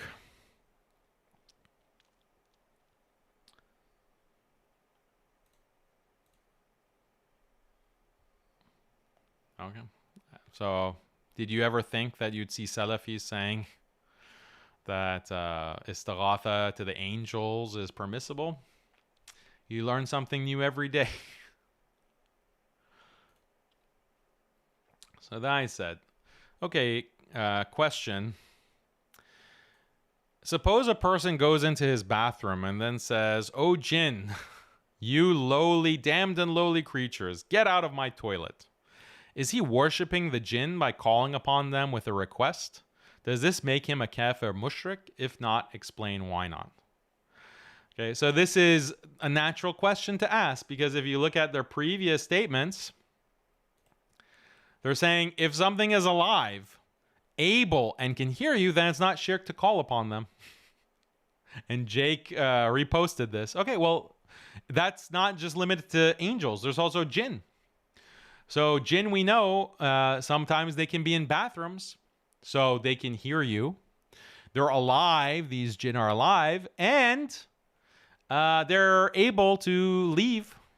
So that meets all the 3 requirements. So you can make requests of these jinn. Oh, jinn, leave the bathroom. This is a dua. This is a dua, right? Because you're making a request of an unseen being. Remember, they defined, some of them defined it as that's what istighatha, that's what dua is. So this is what one person immediately comes out and says. Yes, they have the ability and they are present. Precisely why it isn't the same as calling upon dead saints. Are you that stupid? I'm the stupid one. So yeah, they have the ability and they're present, so no problem. Just call. You can make requests like leave the bathroom, do this or do that. So then this moron mocks it. He says, "Is it Daniel? Is it shirk to say get out of the bathroom, you jinn?" No, because you're in a normal situation, telling the jinn to do something it normally can do. You're not begging it to bestow rizq or children. Okay, so like in the mind of this guy, okay, if you ask, like Istighatha means specifically asking for rizq or asking for children. This shows like he's completely clueless, because obviously there are different kinds of requests that you can make. There are different kinds of dua that you can make. And in a Sahih Hadith, the Prophet ﷺ says that even make dua for salt for your food. Make dua to Allah, even if you need salt. So even for mundane things, you should make dua. If you need a strap for your sandal, if you need a strap for your shoes, make dua to Allah, even for the smallest things. That's the beauty of Islam. We ask Allah for all of our needs, from the biggest to the smallest. But that's all dua, and that's all worship. If you say, "Oh, jinn, bring me some salt," according to this idiot, oh, that's not like asking for rizq or for children. So what's the problem? What's the problem with that? So, but the point is that you're calling to the unseen, and you're calling to jinn for something that you need. That's not problematic to you? And he can't say that it's problematic because he just got finished saying that, oh, well, I only have 3 requirements. They're alive, they can hear you, and they're able. And then it's unproblematic. It's not shirk. Okay, well then you can ask jinn for a lot of things. Just like we went through a list of all the abilities that angels have and all of the things that the angels do in dunya. The jinn also have many abilities, as we'll see. And then this guy, Jake, says, "You're looking ridiculous now. Asking a jinn in your bathroom to leave is somehow equivalent to praying to dead saints from thousands of miles away and asking them directly to provide you with rizq, heal you, grant you children, etc. One is alive, present, and has the ability required to respond." Meaning jinn. Jinn are alive, they're present, and they have the ability to respond. But the other is dead, absent, and does not have the ability to grant your request. Also, one is a mundane action of leaving a bathroom, and another is attributing to creation what is rightly due to Allah alone. Mundane action. So there are dua specifically for Allah to protect you from jinn who may be in the outhouse or the bathroom. There are specific dua for that. أعوذ بالله من الخبث والخبائث. I seek refuge in Allah from the khubuth and the khaba'ith, meaning the male and the female jinn, the filthy jinn. This is something that every Muslim knows. But these guys, this is a mundane action. This is not a religious thing. This is not something that is relevant. You don't see the difference between calling to a saint and calling to jinn? How like, I never expected them to fall so spectacularly into this trap, and how to failing so spectacularly in these mistakes. Like, these are the AQIDA experts. These are the people who want to teach the rest of us about AQIDA. There's no problem. The jinn is alive and can hear you and has the ability. So yeah, make any kind of request that you want. It's no problem. The real problem, what really is the difference, what really makes something shirk, is a saint who's dead. Well, you understand that the body of a saint is dead, but the soul is not dead. The soul is alive in the barzakh, first of all. So already you're strawmanning the other side. So that's the first point. Also, the ability to hear. These are all debated issues. And ability. These are all debated issues. And I agree that, again, as I said, some of these actions do reach the level of shirk. But there are all these nuances. There are all these complexities. which is why we can't just say all istighatha, mutlaqan, regardless, unqualifiedly, all istighatha is shirk. That's why we can't do it. Including istighatha to dead saints, including that. But they say, no. What determines something is shirk or not shirk is these three factors. It has to be alive, can hear you, and has to be able to fulfill the task. Okay, if anything that has those three qualities, calling to that entity is not shirk, okay, then explain this. Jinn also have the ability to bring objects in response to requests, like thrones, like in the story of Sulaiman. They can bring thrones. They can bring objects. So is it shirk if a person on a sinking ship calls out, "Oh, jinn, save me," by bringing me a boat or a life raft? So someone's in the middle of the ocean and there's a storm and they're about to drown and they say, "Oh, jinn," rather than calling to Allah, "Oh, jinn, bring me a raft, bring me a life vest." Is that allowed? Because the jinn, we know that the jinn sometimes are in the ocean. And we know that it's possible for the angels or for the jinn to be around the ocean, so they can hear you. They're present, and they're alive, and they have the ability, just like they can bring a throne, they can also bring a life vest, or they can bring a raft or another ship. So is that shirk? Is there anything wrong with this? Because you just finished telling us that there's nothing wrong. This is not even haram. There's nothing wrong. This is just mundane things. You're not asking for rizq. You're not asking for children. You're not asking for forgiveness. You're asking for a life vest. It's just an object. Is this shirk? Apparently, many of you supposed Salafis actually don't consider it shirk to call out for help to angels and jinn. You only believe that calling out to the dead is shirk. It's increasingly clear that I'm actually far more Salafi than these Salafi critics, because I think all this is haram. And in some cases, it's full-blown shirk to call out to jinn or angels or dead humans.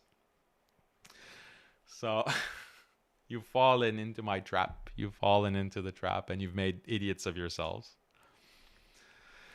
So, alhamdulillah, this is when you are arrogant and you're just attacking people nonstop and you're calling them all kinds of names.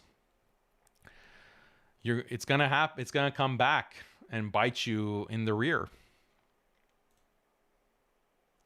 So then this guy responds, "You absolute nutcase. Saying to a jinn in the bathroom, 'Get out,' isn't the same as being in a sinking ship. And in this most desperate situation, you forsake Allah and start praying to jinn. Jinn which you don't even know if they're present or can hear you."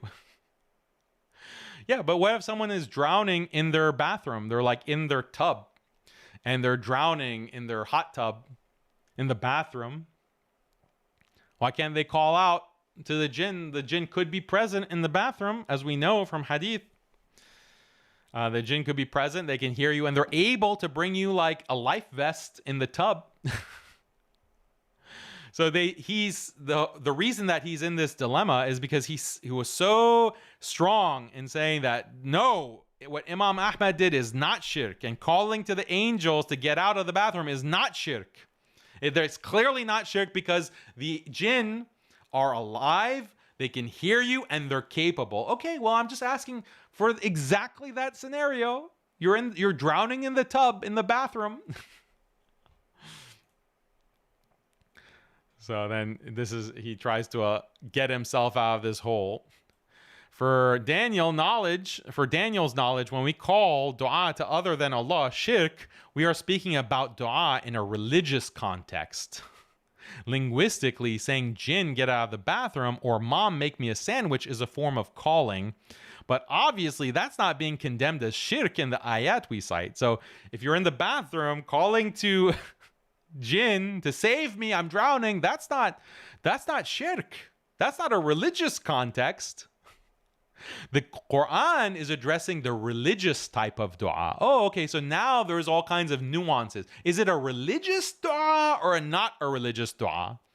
Religious dua means when you're asking for forgiveness and for rizq and for children, that's religious dua. But other dua, like if you ask for salt, like the Prophet ﷺ said, or you ask for something else, that's not a religious context. The context is kuffar calling upon others like how one should call upon God, requesting from them like how one is supposed to request from God, and or people taking these false gods as intermediaries, intercessors.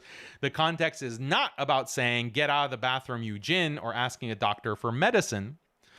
You can ask for, why not ask the jinn for medicine? Like you have like, I don't know, cancer or AIDS or COVID. Say, oh jinn, bring me COVID medicine. Bring me the vaccine, oh jinn. Why not? You know, the jinn can hear you. He's able to bring you items and he's alive. So that's for healing. You're asking for healing. Wrecked. These guys are wrecked. And then this contradicts what he has said earlier in other contexts. He's talking about to someone else saying, this fool is saying I can make dua to other than Allah because I'm not worshiping them. Facepalm. He doesn't know that dua is worship. Okay, so now all dua is worship. So if you make dua to other than Allah, that is shirk, clearly. But then when you get him in this trap about calling to the jinn, he says, no, that's not religious. That's not religious dua. That's another type of dua. That's not the dua that's condemned in the Quran.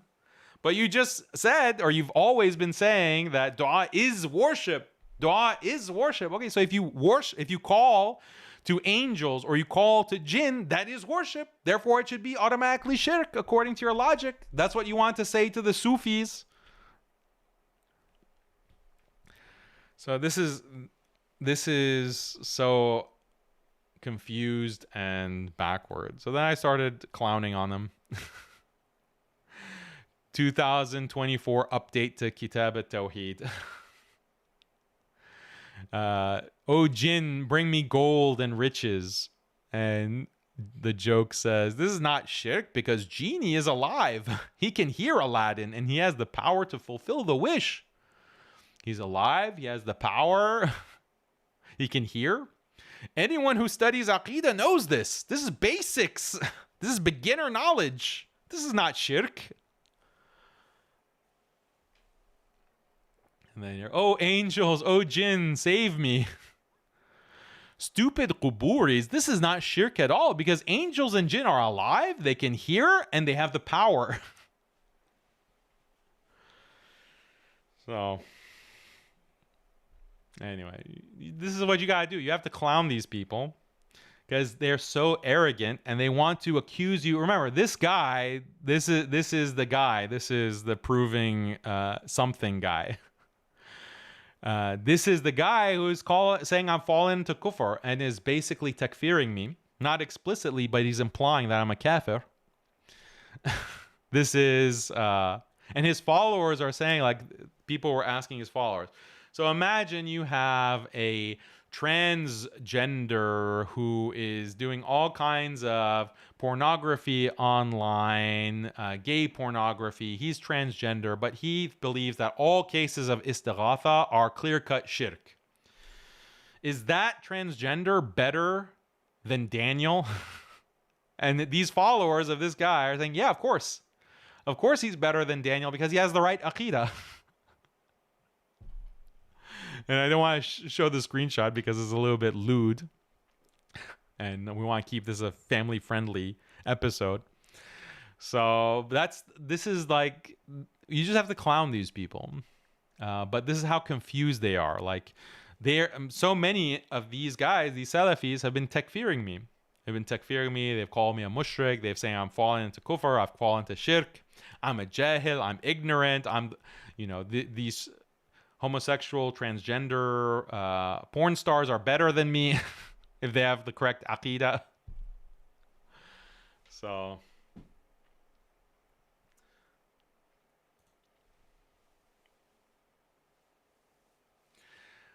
we all know it can take you out of the fold of Islam. Even Haqiqatjou admitted to it. So this is another confusion. Jake says, that's not the question. How many times do I have to say that? The question is whether Dan considers the common forms of Istighatha practice to be Shirk Akbar or not. I'm not asking whether the person is takfired or not. I'm asking if the act and belief in it is Shirk Akbar or not.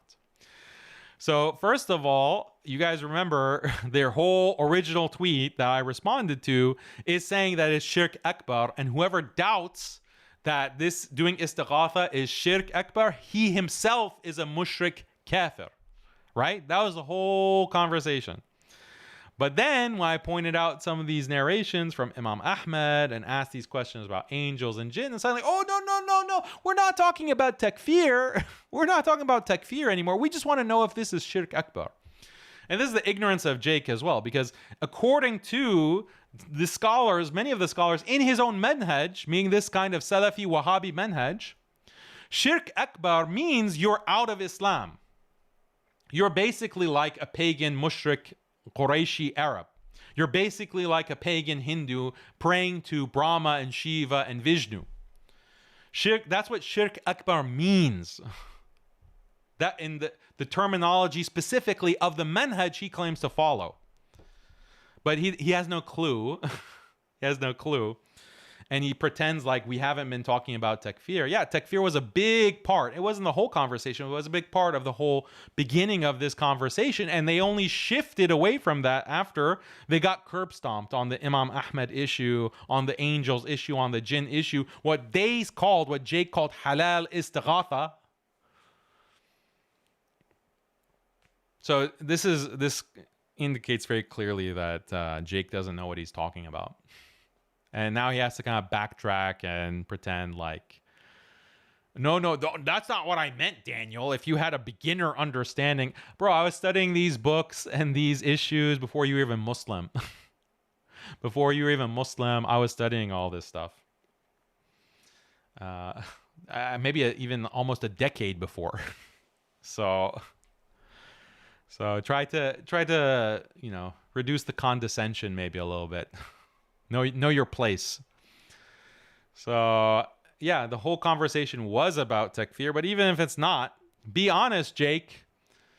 Be honest. Do accuse Imam Ahmed of Shirk Akbar. Accuse Imam As-Suyuti, Imam Ghazali, Fakhruddin Al-Razi, Imam Al-Nawawi, on and on. Accuse all of them of committing Shirk Akbar. If you're consistent, because they all had these views on Istighatha that you can look at and read. Forget, and then how about saying something about these Gulf rulers? Maybe that would be good too. Actually,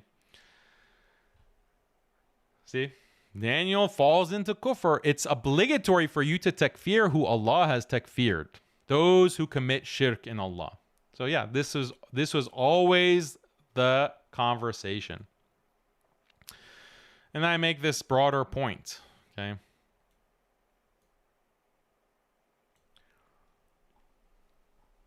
The ignorance and dishonesty of madkhalis like Jake.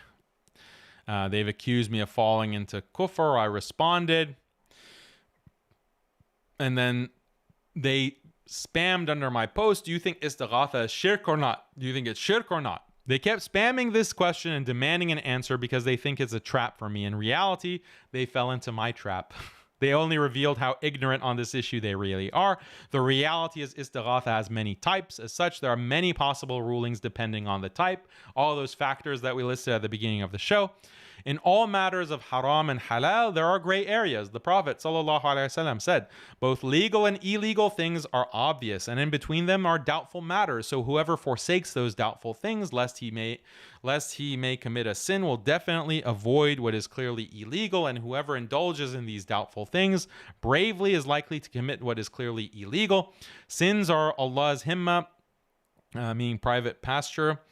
And whoever pastures his sheep near it is likely to get in it at any moment. It's hadith in Sahih Bukhari. For example, drinking alcohol is clearly haram, but what about eating food that has been cooked in alcohol? Or what about drinks that are slightly fermented and have traces of alcohol but aren't considered alcoholic? When it comes to drinking khamr and alcohol, that's clearly haram, But there are these other border cases, these other gray areas. And when it comes to these gray areas, ulama are going to have different rulings based on their different usul. And the same is the case with istighatha. There's going to be different gradations, different rulings, and we should respect that. Some actions are clearly shirk. Others are not so clear. Others, there might be other circumstances that make it not shirk. So when it comes to these gradations, we should respect a difference of opinion. But because these sectarians are so blinded by their hate, they just want a binary issue. It is either shirk or it's not shirk. That's why they had so much problem with the Imam Ahmad example. They don't want to say, well, Imam Ahmad is somewhere in between in this gray area. They want to say, no, he didn't do anything wrong, and there's no problem with this behavior of calling out to angels because of this binary thinking. But if you understand that, okay, there are different rulings, you can say that, well, there's ikhtilaf on this, and we don't agree with one scholar's interpretation, and maybe he had an excuse. That kind of luxury that you have, that's only a luxury if you admit that there are these gray areas. But if you want to have a strict binary and you want to start attacking other Muslims and you want to throw them out of Islam or you want to throw them off of Ahlus Sunnah wal Jama'ah, you have a binary and you say, oh, no, Imam Ahmad, there's nothing wrong with what he did. This is completely normal. This is fine. That leads you into a huge dilemma and into a huge trap. An ignorant person with strictly binary understanding will not recognize gray areas and intermediate cases. Combine that ignorance with the misguided zeal to takfir anyone who disagrees, and you have these sectarian idiots. The same is the case with Istighatha. Despite the new ideas of extreme sectarians who pretend there are no intermediate cases, they hold that it's a strict binary of shirk and non-shirk. This is exactly why they keep asking me and spamming the question, is it shirk, is it shirk, is it shirk? It's also why they reacted the way they did to the question I posted them about Imam Ahmad. Rather than recognize that the case of Imam Ahmad asking angels for help is a gray area, the Madkhalis and sectarians claim that this was clearly and obviously halal. So according to sectarians like Jake, it's halal for Muslims to make dua to unseen angels instead of Allah. They explain that there's no problem to do this because angels are alive, they can hear you, and they have power from Allah, but dead saints don't. So praying to angels instead of Allah is not only not shirk, it's also halal. This shows their ignorance. Something can be not shirk, but also be an innovation that's completely haram and should be avoided. This was my whole point, to show that there are gray areas in the matter of istighatha, and it can't be reduced to a simple binary of shirk versus not shirk.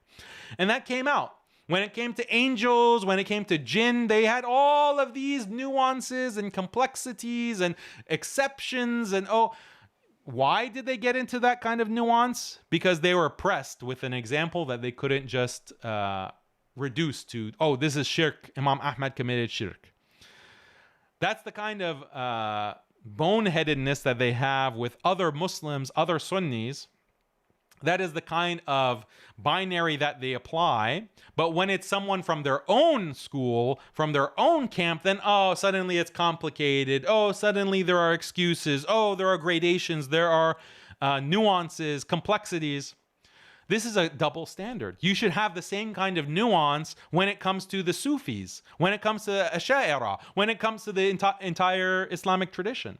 And that's the kind of nuance that you actually do see from a great scholar like Shaykh al-Islam Ibn Taymiyyah. When you actually do read his work, you see these nuances and these gradations. You do see that. That's not the kind of nuance that Muhammad ibn Abdul Wahhab had and his followers have had, unfortunately. They claim that they're following Ibn Taymiyyah, but they're very far from Shaykh al-Islam, actually. So, this is just the same point that I made. So then there was another gotcha that they had. They really got me on another issue. So they dug up this clip.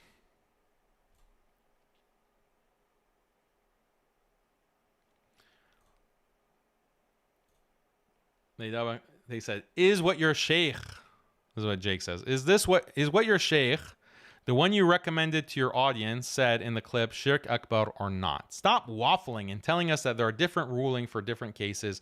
We're giving you a clear, specific case. So is what your sheikh said here Shirk Akbar or not? Oh, we got Daniel. So here, let's listen to this. So he says, who are some trusted Western scholars? So there are a lot of different scholars who I follow and I think are trustworthy, and I share them on my page. So one of them, for example, is Sheikh Salik. Sheikh Salik. So if you go to my page, he is actually one of the big students of Murabit al-Hajj in Mauritania who passed away. And so he is very knowledgeable and he is very authentic, mashallah. So he is someone that I recommend, Sheikh Salik. هل يجوز سؤال النبي صلى الله عليه وآله وسلم قضاء الحوائج مباشرة بدون أن نقول اللهم إنا نتوسل لك بنبينا محمد صلى الله عليه وسلم بأن نقول له يا رسول الله صلى الله عليه وسلم اقضي حوائجنا. So that's the distinction between tawassul and istighatha. If you ask, oh Allah, I ask you through your messenger, that's tawassul. But what about asking the Prophet ﷺ directly? Grant us what we desire. ما نريد مباشرة direct مباشرة هل هذا جائز أم لا؟ نعم، هذا لا يختلف به أحد من علماء السنة، لا يختلف به أحد من علماء السنة قبل مجيء ابن تيمية، لا يختلف فيه علماء السنة على الإطلاق. Okay, so asking the Prophet ﷺ directly, and they said, Daniel, this is the sheikh that you recommended, so what do you have to say to this now? What do you have to say to this now? So then here's my answer. I said, watch as I answer Jake's question, but he refuses to answer mine. Is what the sheikh said Shirk Akbar taking him out of Islam? No, not obviously. It depends on what he means by asking directly, what needs are being asked, and what ta'wil he has for what he is asking. So these are the factors I mentioned at the beginning. Is it Shirk Akbar? Is it clear-cut shirk? I think it's haram. I think that this is something that is dangerous, and it could potentially be shirk. It could potentially be shirk depending on these other factors. But is it Shirk Akbar? Is it Shirk Akbar like the shirk of someone who's praying to Brahma? Someone who is praying to Lat and Uzza? It's not obvious to me that that's the case. It's not obvious that that's the case. Do I agree with such a practice? Absolutely not. It's at the very least haram and potentially leads to shirk and should be avoided. These are crucial nuances a beginner like Jake is ignorant of, which is why he runs his mouth and makes ridiculous admissions like his claim that dua to angels instead of Allah is perfectly halal. The standard that I have in avoiding takfir when there are excuses and salient factors is the standard of Sunni Islam, and I apply it consistently to many groups, including modern-day Muslim rulers. But if you're going to accuse Sheikh Salik of Shirk Akbar and say that he is out of Islam, then be consistent and takfir the Gulf rulers building Hindu temples. Stop pretending like you're a principled AQIDA warrior. You only bark against easy targets, but you won't open your mouth against rulers doing far more egregious things that contradict your purported standards. Has MBZ committed Shirk Akbar by building a Hindu temple? Yes or no? Stop dodging. And of course, Jake has never answered this question. Jake has never answered this question. He ignores it. Even when I posted it under his tweet.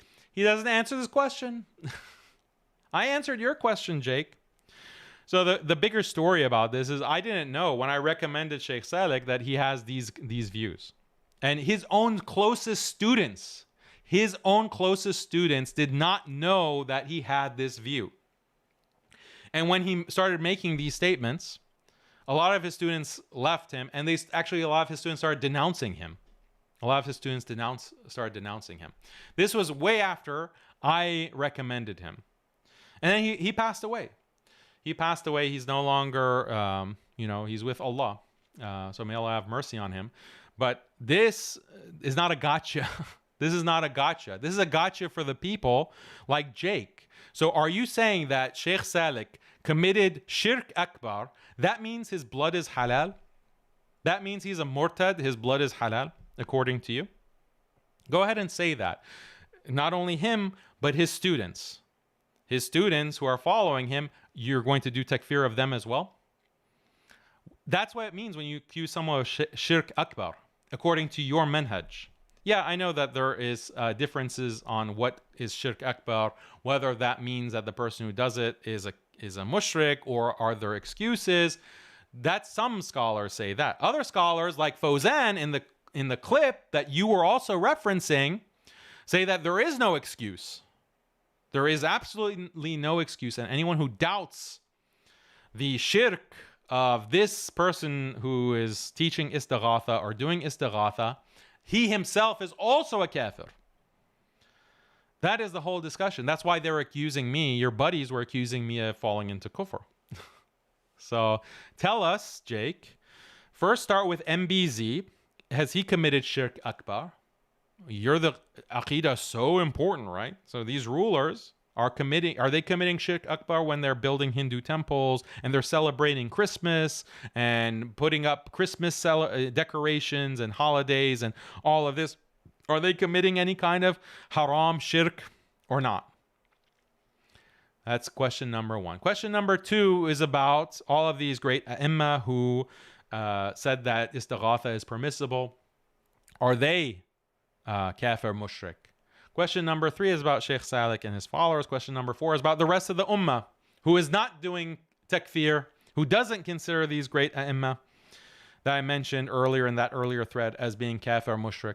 Are they kafir mushrik? Stop hiding your takfir. Stop hiding your accusation that the entire ummah is either involved in shirk or condones shirk.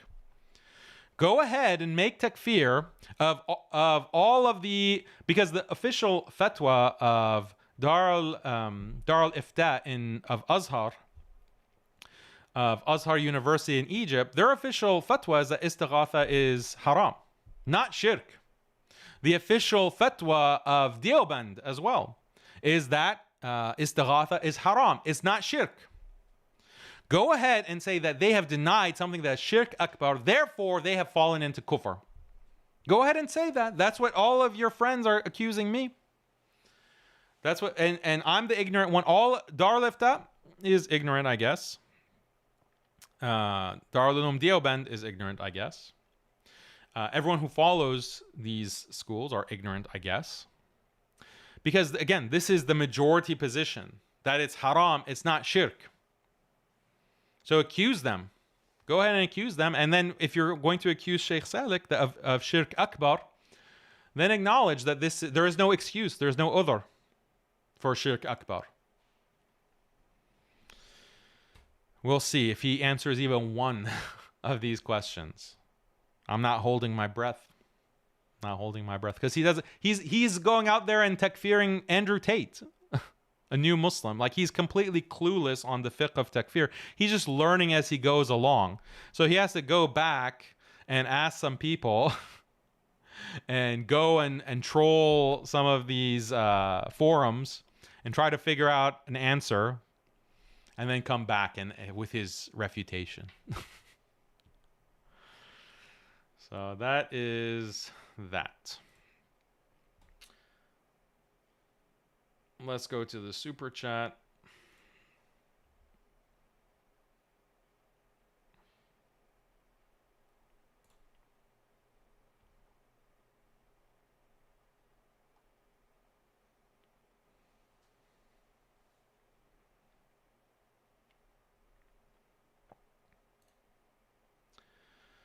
Okay, thank you very much, SYA, for your super chat. Oh Allah, I seek refuge in you from knowingly associating partners with you, and I seek your forgiveness for that which I do not know. Jazakallah khair for this dua.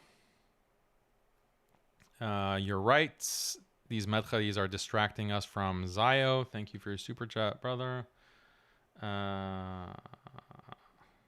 This is not exactly related about Candace out of context and bashing her. Yeah, I mean, this is, they attack these non-Muslims without seeing the bigger picture, and that's a meme that I'm going to come to and show you in a second. Is Wahhabism a British invention like Qadianism with main goal to divide Muslims? Thank you, Mortimer, for your question. I don't think it's a British invention, but the British definitely benefited because when the Arabs revolted against the Ottoman Empire.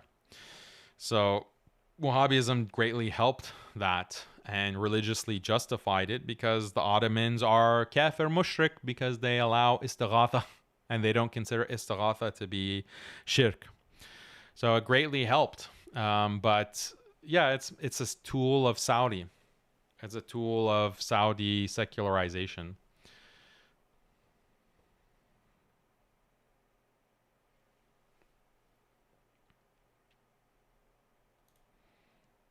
There's a difference between calling upon the unseen in a time of need from a position of weakness and casually asking for something to do from a position of strength. Correct me if I'm wrong. Who makes dua from a position of strength? Like, the whole point of asking and seeking from Allah is that you're weak and you're incapable and you need something, so you ask one who is more powerful than you. There's no such thing as dua from a position of strength. Thank you, Alejandro, for your super chat. You mentioned that what Sheikh Salek said in that clip about Istighatha is not shirk. Why is that what he said not shirk? What would make him what he said shirk? That's a good question. So again, like the whole point, I didn't say that it's not shirk. So make sure you understand me correctly. I did not say what Sheikh Salek is saying is not shirk. I'm saying that it's potentially not shirk, and potentially it could be shirk depending on other factors and what he might mean. So one of the reasons that it's not shirk in the sense of like praying to Brahma or praying to Vishnu is that when a Muslim is doing that kind of istighatha, that Muslim believes in the shahada and believes in la ilaha illallah. So that's a big difference. That's a big difference. That's why it's not the same ruling. So you can't do this qiyas ma'al fariq, which means it's like a disanalogy between calling to the Prophet sallallahu alaihi wasallam and calling to an idol. This is not exactly analogous because obviously we know calling to an idol is shirk, no doubt about it. It's full-blown shirk. But calling to the Prophet ﷺ, is that also exactly the same thing? No, there's a disanalogy because one, the Muslim's belief is that the Prophet ﷺ is not a god. That matters. That belief matters. And I'm going to give you a very clear example to make this more obvious to you later in the stream on a slide. But the point is that this is not, there's a disanalogy because one, the Muslim believes in the shahada, la ilaha illallah. There is no God except Allah. So he doesn't consider the Prophet ﷺ to be a God. Whereas the mushrik who is committing shirk akbar and is praying to Brahma, he thinks that Brahma and Vishnu and Lat and Uzza and whatever, or Jesus, are gods. There is a difference there. It's a difference. It might be a small difference, or it might be a significant difference, depending on a more understanding of the belief of the person who is making that dua, making that call. So these are all nuances that are important and they're significant. So that's why, like, someone could say, I am praying to the Prophet sallallahu alaihi wasallam for a need, to fulfill a need.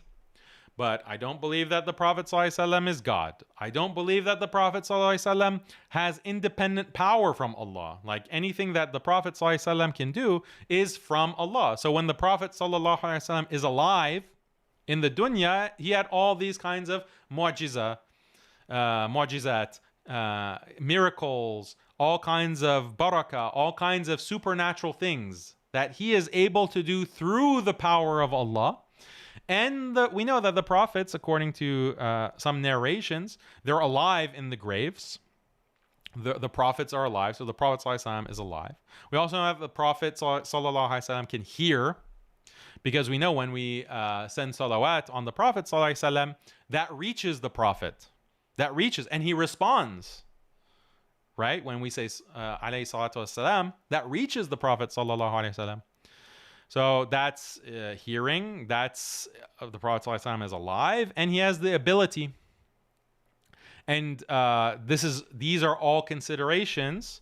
I still think it's haram, and I still think it's potentially shirk. But because of all of these different factors, can I clear-cut 100% say that this person saying that you pray to the Prophet ﷺ for your needs is exactly the same as the one who prays to Brahma? I can't 100% say that, because there seems to be a difference.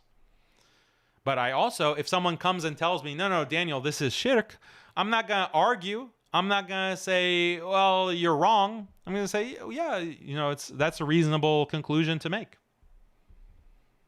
Are you getting the nuance? Are you getting the nuance? It's important because we're talking about takfir, and we're talking about accusing Muslims of committing shirk akbar, the worst sin. And this is separate from the issue of udhr. This is separate because that's another layer.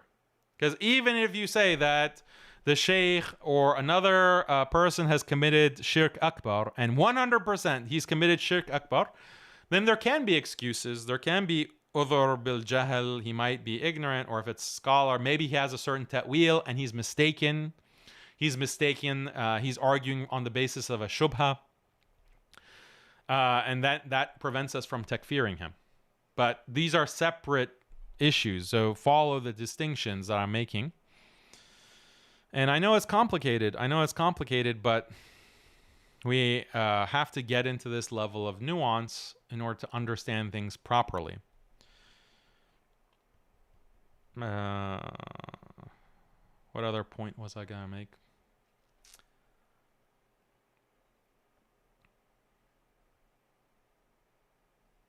Yeah, I hope that's clear.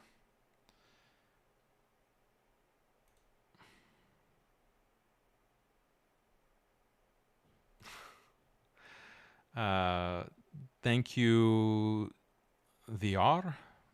Bakar, subhanAllah, I must say I'm impressed by you, Daniel. I thought you were quite wrong on these issues, but now I realize it's a lot more complex. Much love. Thank you very much, brother. That's very kind of you to say. A lot of people have been sending me this message. They have been sending me this message that, okay, now I'm getting it. It's a little bit more complicated. It's a little bit more nuanced. We need to...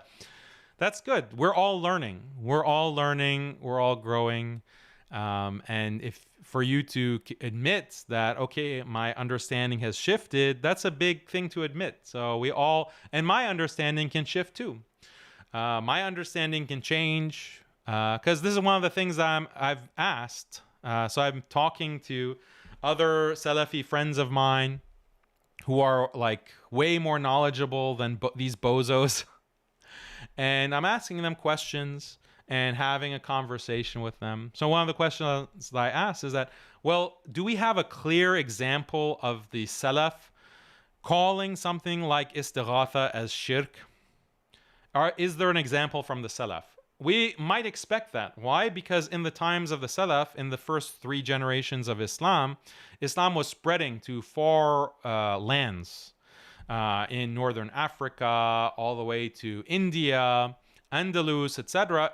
Islam is spreading very quickly to these different lands over the first 3, 4, 5 generations. So we should expect that there are people who are becoming Muslim who have this practice of calling to saints or calling to these different gods or calling to their ancestors. They're coming into Islam and they're going to continue this practice, or they're going to adapt this practice and try to Islamify it. So we should expect that there are Salaf who clearly address this issue and say this is clear-cut shirk. I mean, possibly. Maybe there was this and it didn't reach the level of any major scholar of the Salaf to actually talk about it. Maybe that's also possible, but it's just something that we could reasonably expect. Yet, there is no statement of the Salaf like this. There is no statement clearly when it comes to Muslims. Now, there are debates that the Salaf had with Christians who were calling to saints. They're like the Christian saints, like in the Eastern Orthodox Church or in the Catholic Church. They have a practice of calling to saints and making sacrifices to saints and worshiping saints. So there are debates in those generations debating with those Christians. So then the argument is, well, what these Christians are doing are the exact same thing as what the Sufis are doing, calling to saints. I'm not really convinced by that argument because, like I said, I think this is qiyas ma'al fariq. This is a disanalogy because they're Christian. Like, they're Christian, so they have a different understanding of gods. They have a different understanding of power. They have different beliefs, and those beliefs are absolutely critical. Those debates are absolutely critical in determining whether someone is doing shirk akbar or not. And I'm going to give you a really good example to prove this. Let me share my screen.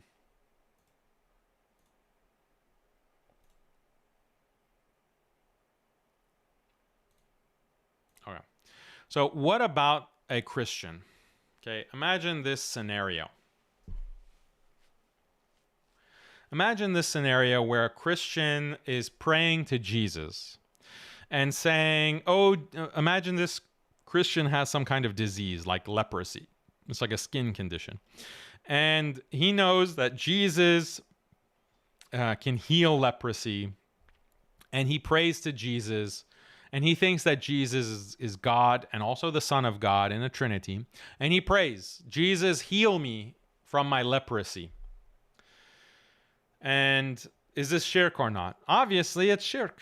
It's shirk akbar, clear cut, no doubt about it. And anyone who doubts that praying to Jesus as God is committing shirk is also a kafir, if you doubt that.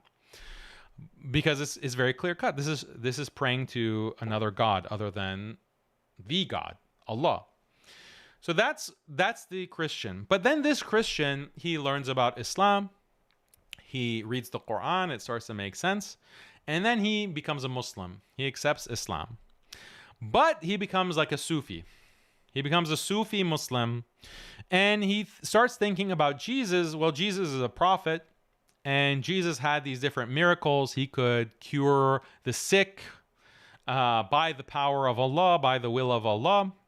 So Jesus is like a wali. Jesus is like a saint. And I'm going to pray to Jesus. I'm going to do Istighatha to the saint, to Jesus, to heal my leprosy. Oh, Jesus, heal my leprosy. This is Istighatha. So the wording is the same. The dua is the same. The only thing that is different is his beliefs, right? Because before he believed that Jesus is God. After he believes that Jesus is a wali and is not God, and he's a wali that can only do miracles through Allah. But the act, the dua, is the same exact dua for the exact same thing, and to Jesus.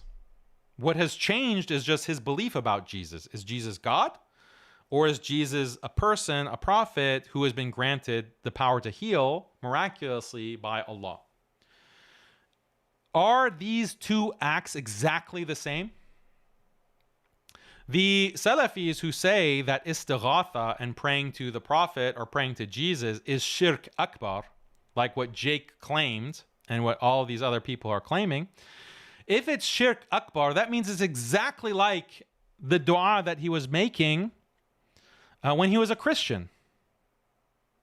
But obviously it's not. Obviously there's a difference. Why? Because he has different beliefs. He doesn't think that Jesus is God anymore. He's a Muslim. He says the Shahada. He believes that only Allah is God, and only Allah is Lord, and only Allah should be worshipped as God. That's his belief.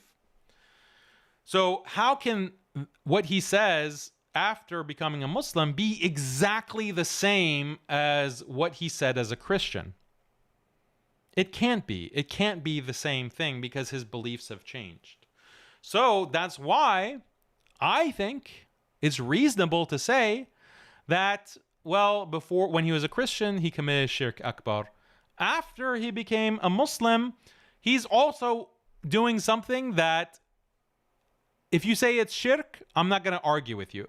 I'm not going to argue with you that it's not Shirk. But can I be 100% sure that what he did is Shirk Akbar in the same way as a Christian praying to Jesus? No, I can't say that with 100% confidence. Because there does seem to be a difference. There does seem to be an important difference there. That's the argument. You know, that's what I think is reasonable. And I'm open to be proven wrong. I'm open to be proven wrong, but unfortunately, the people who are mainly engaging online on social media, they just care about saying Daniel has fallen into kufr, Daniel is a jahil, Daniel is ignorant, he is a majusi, he is a crypto rafidi Shi'i. That's all they're interested in. And they think that they're so smart and they're so knowledgeable. Okay, let them keep thinking that. And Allah will prove, you know, what's what, either in this dunya or on Yawm al-Qiyamah.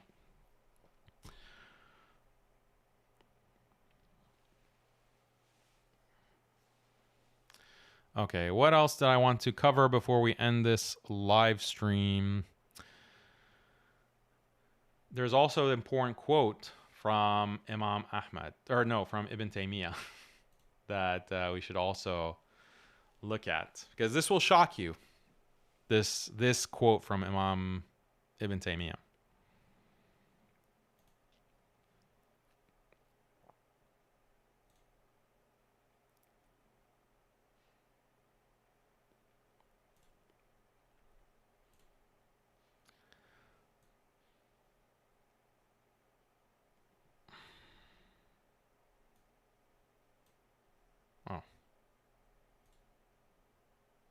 There we go. This is a quote from Ibn Taymiyyah. And you should know the response of the Prophet ﷺ or others to such requests, meaning istighatha, does not indicate that making such requests is praiseworthy. So Ibn Taymiyyah is also saying that this kind of istighatha is haram, and it can reach the level of shirk even.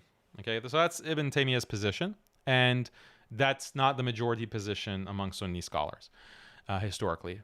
But he says, the response of the Prophet ﷺ and others, like the awliya, to such requests does not indicate that making such requests is praiseworthy. For he himself said, one of them requests something from me, and I give it to him, but he leaves with it carrying fire under his arm. They said, O Messenger of Allah, then why do you give it to them? He replied, they insist on asking me, and Allah does not permit me to be stingy. Most of these insistent makers of requests, due to their circumstances, would have their faith shaken if they were not answered. This was also the case for makers of requests during his lifetime. Among them were those who were answered but were commanded to leave Medina. This extent, when it occurs, can be considered a karama, a miracle-like act for the one in the grave, but it does not indicate the good state of the maker of the request. There is no difference between one and the other in this regard. So this is what Ibn Taymiyyah is saying, is that the people who are doing istighatha to the Prophet ﷺ or to saints, they're getting many of them are getting what they're making dua for. And this is like a proof that what they're doing, this istighatha, is allowed and is good. And what Ibn Taymiyyah doing, how he's responding to this, is very nuanced. He's saying that, yes, you could be doing istighatha and get what you want. You could, and this is known, this has happened. But it's still not allowed. This is out of the generosity of the Prophet ﷺ. And that's why he refers to this hadith. One of them requests something from me, and I give it to him, but he leaves with it carrying fire under his arm. So just because in the life of the Prophet ﷺ, people would come and make requests of the Prophet ﷺ, and out of his generosity, he would make sure, are you sure this is what you want? And they insist on it, and out of his generosity, he gives it to them. But what he's given them is not necessarily good for them, but they've chosen it. They have asked him and demanded that of him. And they said, O Messenger of Allah, then why did you give it to them? He replied, they insist. And Allah does not permit me to be stingy. So then this applies even in the grave. When the Prophet ﷺ in the grave, he'll also grant people. But what he's granting them is not necessarily good for them. So look at the erudition and the nuance of Ibn Taymiyyah, rahimahullah. Saying that, yeah, you could be getting... They could be going to these graves of the awliya or the Prophet ﷺ and making dua to them and getting what they want. But this doesn't mean that what they're doing is good. What they're doing is permissible. For the people were not prohibited from praying at graves or making them into mosques out of disrespect for those buried there, but rather due to the fear of fitna. Such fitna only arises when its causes are present. If there were no potential for fitna at graves, people would not have been prohibited from doing so.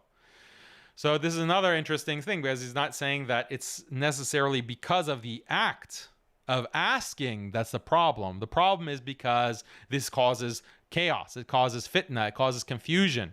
It can lead to actual problems, bigger problems.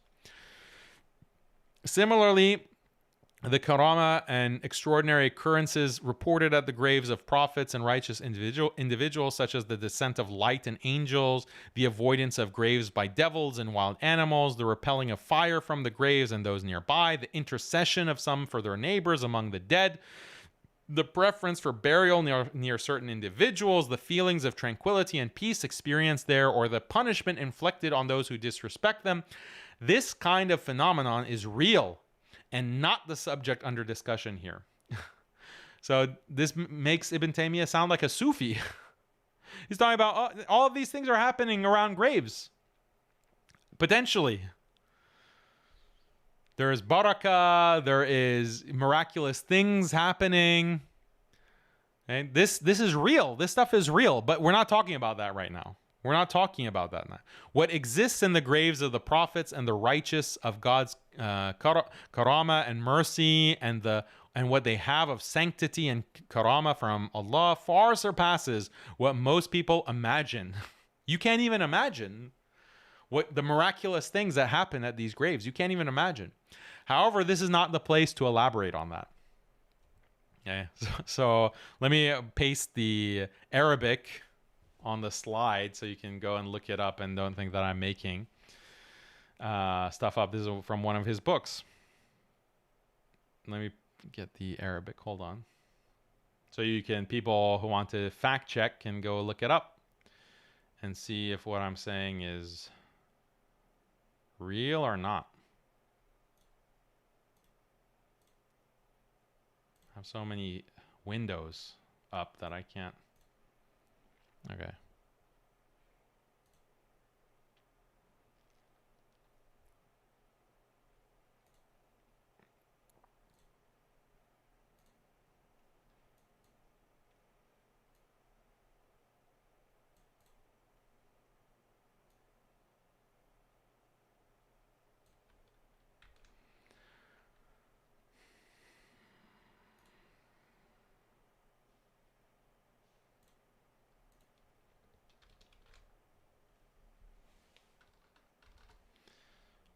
Justify it. Expand it.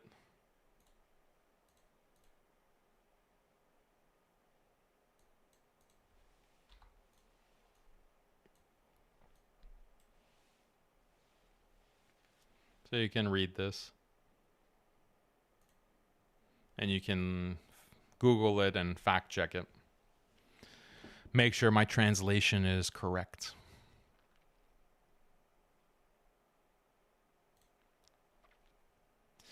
Yeah, so Ibn Taymiyyah doesn't deny the karamat of the awliya, even at their graves. Even at their graves. So I guess Ibn Taymiyyah was a hardcore Sufi then, right?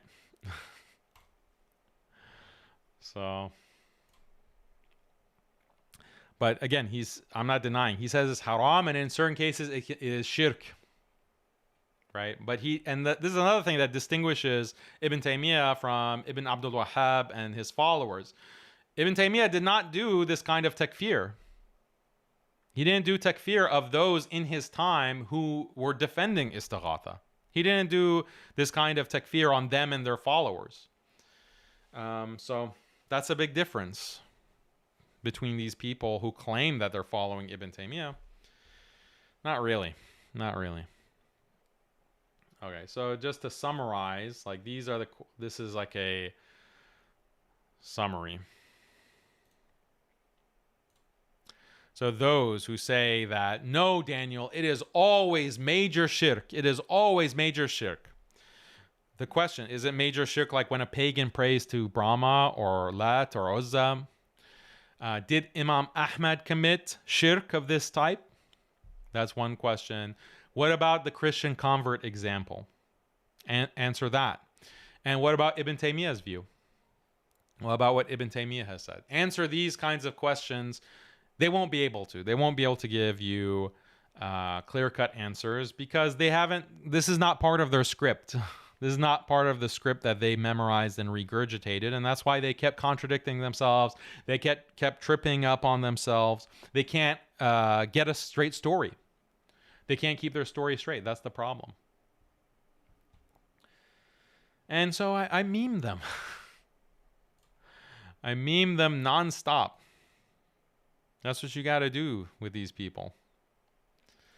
You got to meme them because that's the kind of mockery that they want to use against me. So we'll just return the favor.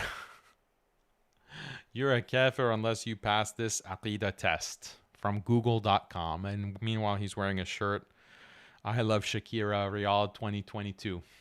Or Middle Beast Festival, wearing a shirt like that and going to Saudi Halloween. But if you don't pass this AQIDA test, Daniel, it's my replies for the past few days. This meme got a lot of support, a lot of likes. People really resonated with this meme because that's what these guys are. They can't, like Jake. Oh, pass this AQIDA test. Prove to it. What's your AQIDA, bro? What's your AQIDA? And meanwhile, you're silent about what's happening in Saudi, what's happening in the UAE. The hypocrisy stinks. The hypocrisy is nauseating. Then Madkhali is when an ignorant villager mentions a saint. Oh, you mushrik QUBOORI. Whoever doubts your kufr is also a kafir. That's what Sheikh Fawzan says. Go read our 100 government-approved Aqidah books. Stop following deviants like Abu Hanifa or deviants like Imam al-Nawawi and Ibn Hajar. They're deviants. You are the reason the ummah is so weak. This is worse than sex with a dead cat. Retake your shahada. You're a bigger kafir than mushrikeen of Quraysh. Right? That's literally the things that we saw, right? But when it's the Gulf rulers building Hindu temples, no, the rulers, they're playing 4D chess. They're playing the long game. This is beyond our understanding, whether it's kufr or not to build Hindu temples. It's a trait of the Khawarij to speak of such things. Do you want your country to become like Syria? If you question the rulers?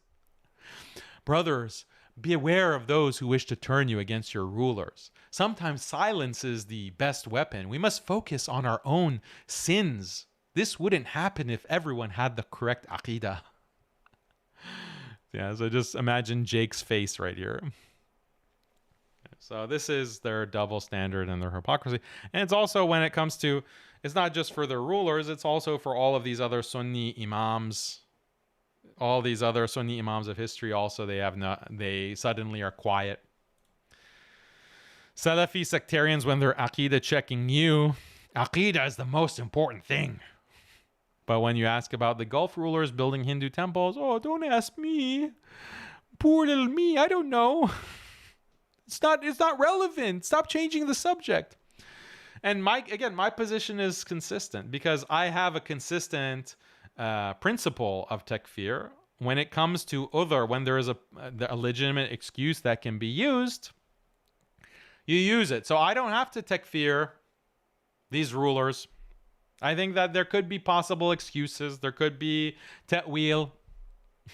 They could be under coercion because they're puppets. Like, there could be all kinds of excuses that will prevent you from making explicit takfir.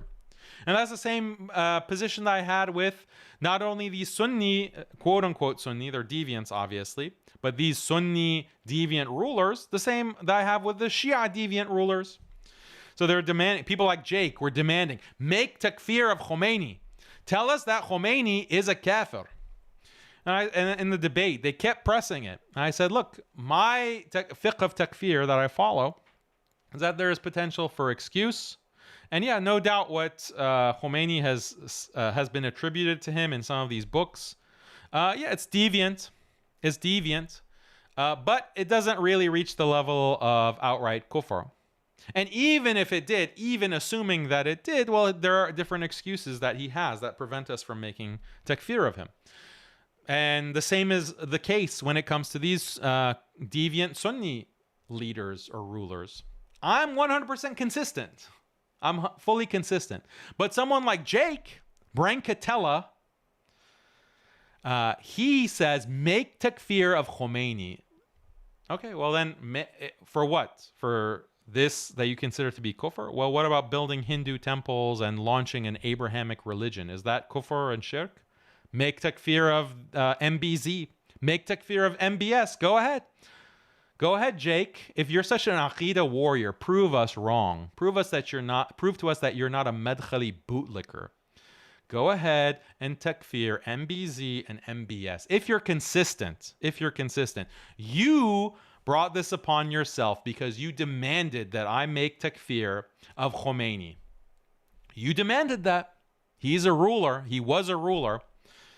And I explained to you my methodology. Remember in that debate that you dodged like a coward? I explained my position. So now you takfir MBS and MBZ. And if you do not do that, you can make 1,000 videos about me. You can make 1,000 videos about me, but you have no credibility because you're a hypocrite. You have double standards. You won't raise a peep against your beloved rulers. It's too bad. It's too sad. Too sad that you brought this upon yourself. You brought this upon yourself. You've by going hard against me in a very ignorant and foolish way. Now you have to pay the price for it. And we're going to keep asking you. And anyone that he's going to block you, obviously. He's going to auto block you.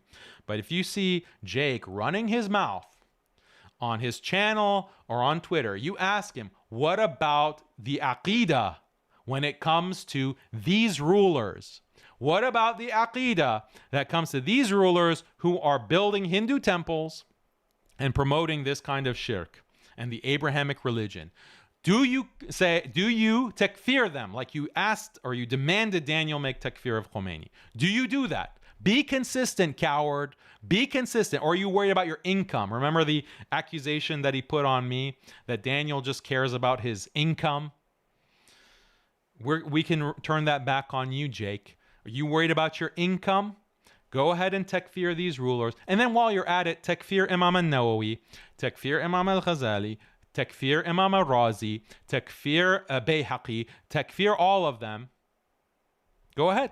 They didn't say that Istighatha is Shirk Akbar. Go ahead and takfir. Call them promoters of shirk. Reveal your true beliefs, Jake, if you're not a coward, if you're not a grifter. Anytime you run your mouth, I hope that honest people, your honest supporters, will hold you accountable and will demand you to be consistent.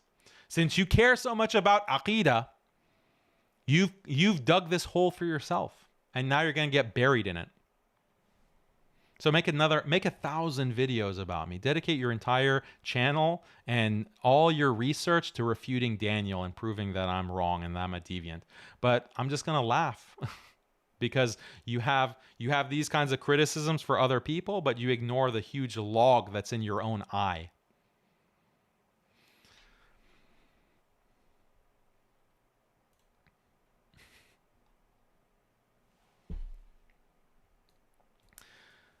study AQIDA. Okay, we'll study AQIDA, Jake. But first, is this Shirk? The first stone-built Hindu temple in the Middle East rises in the UAE ahead of Modi's latest visit. Imagine having that distinction. It's the first Hindu temple built in the Middle East. These are your beloved rulers, Jake. So you're telling us to study AQIDA. Sure, we'll study AQIDA exactly how you want us to. But first, can you tell us if this is Shirk or not? If the rulers have committed Shirk or not? We won't even ask you to takfir them. We'll even say, no, okay, fine. We won't demand that you takfir them like you demanded I takfir Khomeini. We won't even ask you that. Just tell us, is this Shirk? Has MBZ committed Shirk here? Just say that. We'll make it easier for you. We'll make it really easy for you. Oh, but you're running away. You're running away like a grifter, like a coward. It's a shame. It's a shame, Jake. And then we made this meme.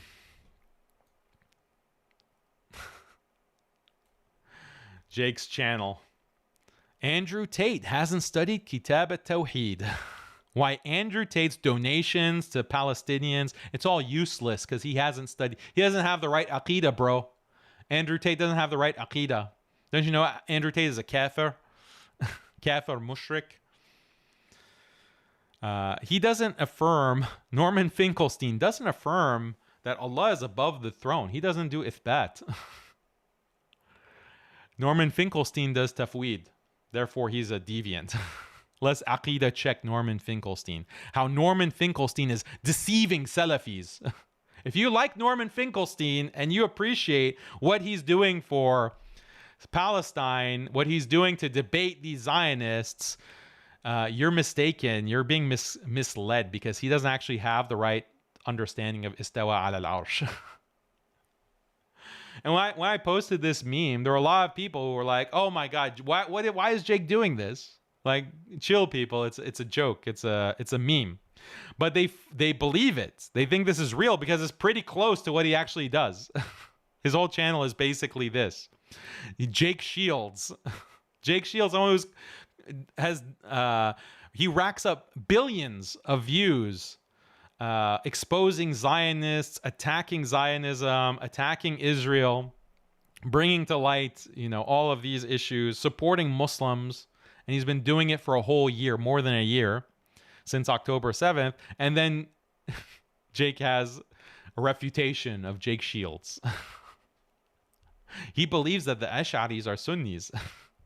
These are literally the things that Jake is railing against in his videos, by the way. And then this clown says that I'm on my knees for Jake Shields. What an idiot you are. Subhanallah.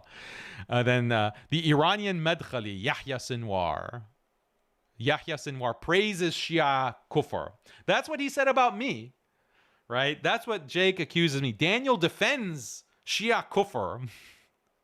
Why? Because I don't do takfir of the Shia. Therefore, I defend Shia kufr. Well, guess what? Yahya Sinwar also was working with them and praising Hezbollah, praising the Iranians. So why aren't you consistent, Jake? Why aren't you calling out Yahya Sinwar? No, what you did was you say, oh, may Allah have mercy on him. You made dua for him. Why didn't you Aqidah check Yahya Sinwar? Is it because he's a popular figure? Is it because he's popular and you're a grifter? You're too much of a coward to apply the same standards to him as you do to me? That's really a shameful look. It's really shameful. And then halal istighatha, the best dua to make to angels. Make a video about that, Jake, because you said it's halal, right? You admitted that it's halal istighatha, and there's nothing wrong with making dua to the angels like Imam Ahmad did. There's nothing wrong. They're alive. They can hear you, and they have the ability. Okay, what are the best dua that we can make to the angels, Jake? And then the final one, no shirk in the UAE. It's a picture of that temple. No shirk. The best places, shirk-free places to visit in the UAE. Madkhali joke Bunkatella. Anyway. Just having too much fun at Jake's expense. Yeah, and then I had this challenge, and I don't know if anyone took me up on the challenge. I posted it earlier today. But it looks like these guys are scared now. Now they're scared to open their mouths because they've already admitted so many things, like dua to angels is halal. So they're kind of traumatized. So they're not saying anything anymore. But I put out some more bait for them. And no, a lot of small accounts took the bait. But no, I didn't get any big fish. But here's what I asked.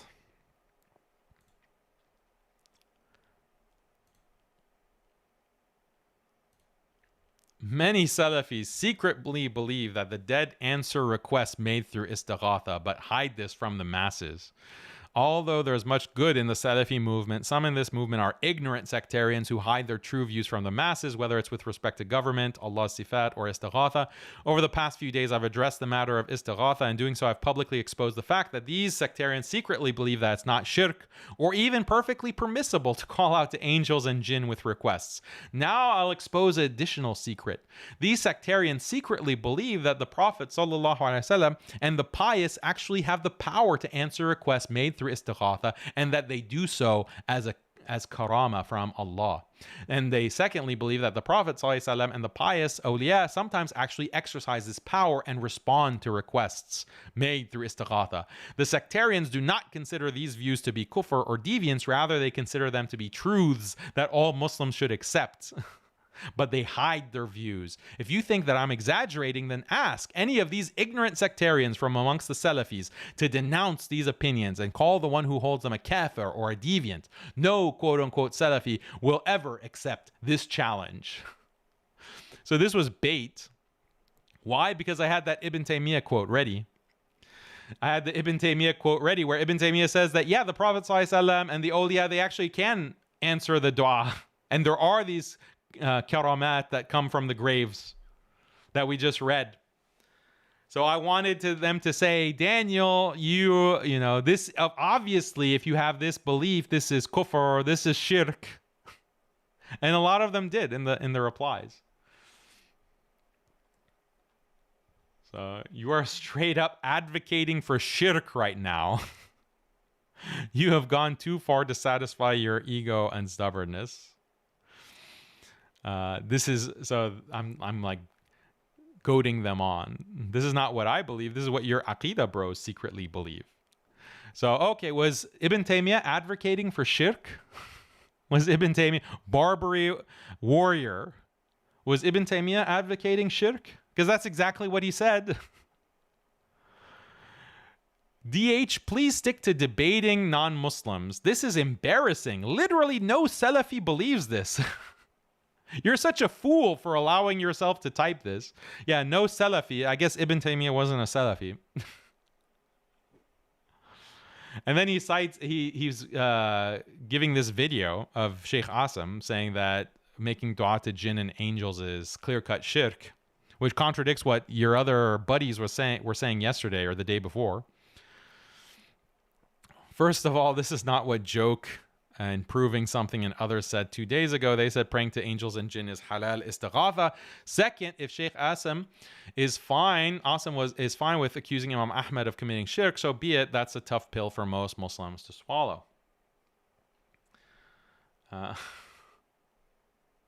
Yeah, this confused face. This is what these Salafis are right now.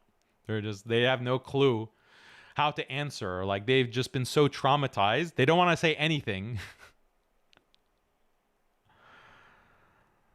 Not a single cryptocranium bro comes in through with a good comment. Not a single comment from Salafis denying this so far. I mean, there were some that denied it, but they're denying what Ibn Taymiyyah said. Why has Jake and the gang suddenly become so silent? Yeah, why? Why? Yeah. So, and the rest is just insults. Like, that's all they can do is insult me. Yeah. Anyway. So this is just fun and games. Fun and games with a bunch of idiots. It's too easy. It's too easy. Yeah, I should have put that tweet out earlier, and more of them would take the bait and start denouncing. This is clear-cut shirk. This is kufr. No Salafi believes this. And then you roll out the Ibn Taymiyyah quote. Yeah. Gotta be careful. Gotta be careful if you want to go hard and start attacking me and calling me ignorant and calling me a deviant, saying I've fallen into kufr. Be a little bit more cautious. Be a little bit more cautious. I'm not saying I'm amazing like I'm a scholar. I'm not saying that. You know, I have the kind of knowledge that I have, but I'm not green. Like, I'm not some novice. I've been through all of this before. I've studied these books and all of these debates and arguments before in classes with shuyukh. Okay? I've studied specifically Kitab al-Tawheed in a structured class with one of the top figures of Salafi Dawah. And I was the top student in his class. And this class was hundreds of students. And it was in Houston, which was the center of Salafi Dawah for years. Houston, Texas. And it took this class. There's hundreds of other Salafis. I was the top student. I can quote you chapter and verse on all these issues. We've had these debates. And many of the Salafis at that time, unfortunately, they've become liberals. They have burnt out. And I don't think burning out is specific to Salafis, but it is very common. And unfortunately, people that were in the class with me, many of them became liberals. So this is the problem when I don't think it's wrong or bad to study these topics. I think it's fine. But to take it as the basis for all of your Islam and your identity as a Muslim, this doesn't really make sense. Like, your position on Istighatha is your whole identity, and you're dedicating to yourself to criticizing other Muslims for this issue. Not smart. Not a good plan. But liberalism is different. Liberalism is something that is affecting every single Muslim in the world and is causing the loss of faith, is like the road to atheism, the road to kufr. That's like the real serious thing. And that's what we really have to talk about and debate and refute. Why? Because look at what happened to the Christians. Look at what happened to the Jews. Look what happened to the Hindus. Look at what happened to the Buddhists. They all abandoned their traditional beliefs and their traditional practices, their traditional families. All of that was abandoned because they were liberalized. And Muslims are following them down the lizard hole. This is the issue of our time. That is what we have to be dedicating ourselves to, all hands on deck. And these trolls and these idiots who want to derail that and distract from that, they should be shunned. They should be mocked. They should be bullied. They should be put in their place. So, yep, that's our show. That's our episode on Istighatha. I hope you enjoyed it. Hope you learned a lot. Maybe more than you wanted or cared to learn about this topic. There's obviously a lot of things that we could have still gotten into, but then it would have been like a 6 or 7 or 8 hour stream, and it's not really necessary. So, okay, final look at the super chat.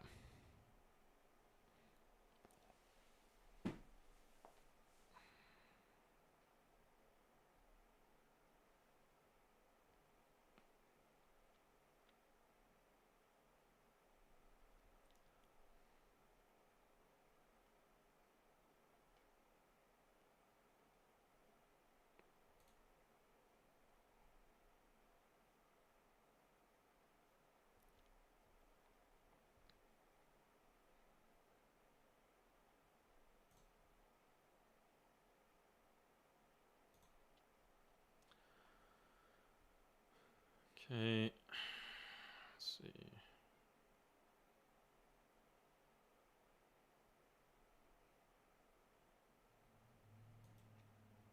So as long as they don't believe that the Prophet ﷺ is independent or a god, then it's haram, not shirk. I just want to make sure I understand you correctly. I didn't say that. I didn't say, oh, it's just haram. No, it could potentially be shirk because there's more than just the independence factor. It's like independence itself. Like, what does it mean to be dependent on Allah or not or independent of Allah? What exactly does that mean? Because like even with the Quraysh, they believed in Allah and they believed in these idols. Now, are those idols independent from Allah? In some sense, no. They're not independent because they believe that Allah is more powerful than them and Allah could stop them or destroy them. But in another sense, they were independent because they had powers. The gods, these gods were understood as having powers. But how are we really defining independence, or how are we defining dependence? Like, that's going to be a gray area. I know that some people will say, no, it's clear cut what we mean by dependence, and these are the ayat that show dependence. And the other side is like, no, this is a different perspective. Like, there's going to be a debate on that. But I don't think like that it's just one factor. I don't think it's just one factor that really makes it clear cut that this is 100% shirk, this is 99% shirk, like we're 99% sure that this is shirk, or we're 100% sure, or we're 95% sure, or we're 90% sure. Part of it could be independence, part of it could be other factors, like what else are you doing, where are you when you're making this dua, your other beliefs about any number of things. It's like it's more of a holistic evaluation that cannot be reduced to in a kind of essentialism or Aristotelian way, like it's just 1, 2, 3 factors, and once we know that, then we know it clear cut it's shirk or it's not shirk. I think you have to have a more holistic approach.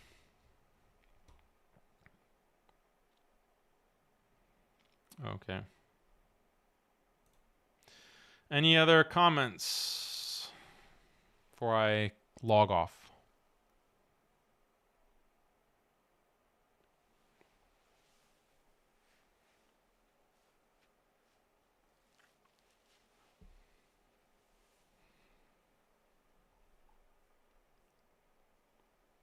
Ooh. Any relevant comments?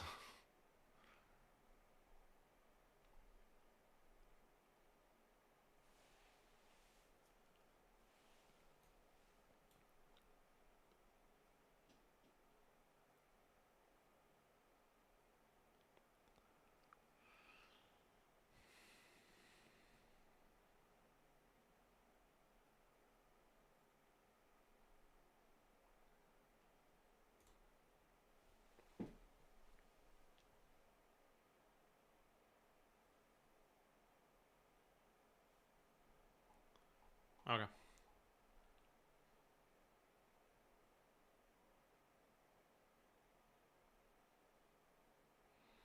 There was a poll that I put out. I don't know what was the result of the poll. I guess the poll is over. I asked like a troll question, like who's right, the Wahhabis or the Quburis? Last time I checked, the Wahhabis were in the lead.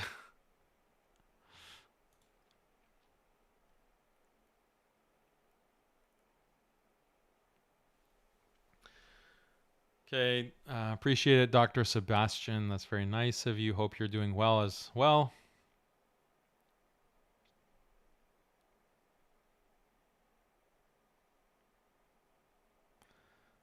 Cairo Law, the chat is clapped, Daniel, but you did great in your presentation today. Thank you, bro. That's very nice of you.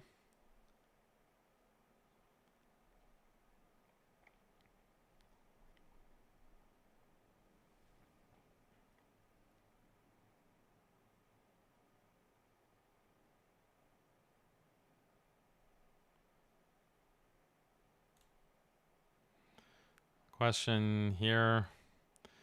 I don't know why Daniel isn't as harsh with Fareed. Fareed defends Jake like crazy, and they have the same AQIDA. Yeah, I mean, Fareed needs to be, asked questions. Like, Fareed claims that he wants to be independent and leave me out of the drama, bros. Leave me out of the drama. But he pops his head every now and then to criticize me. So it looks like he wants some of the heat. He wants some of the criticism. Okay, fine. Well, since you're so concerned about Aqidah, tell us what you think about these rulers. Stop hiding. If you want to defend Jake is attacking me and demanding that I make takfir of certain rulers. So if you support Jake, then we are entitled to ask you the same questions that Jake asks me. Tell me, Fareed, what do you think about the UAE? Tell me what you think about MBS and Vision 2030. Don't hide your beliefs. Don't hide your beliefs. That's deep. Are you a grifter? Are you a grifter, Fareed? And then when I point that out, he's like so offended, like, oh, we never required anyone to talk about the rulers. Yeah, you did. Yeah, your boy Jake was asking me about takfiring Khomeini. My name. You didn't come out and say, no, Jake, you shouldn't be saying this. You shouldn't be making these demands. You never chastised Jake. You could only make smart comments against me.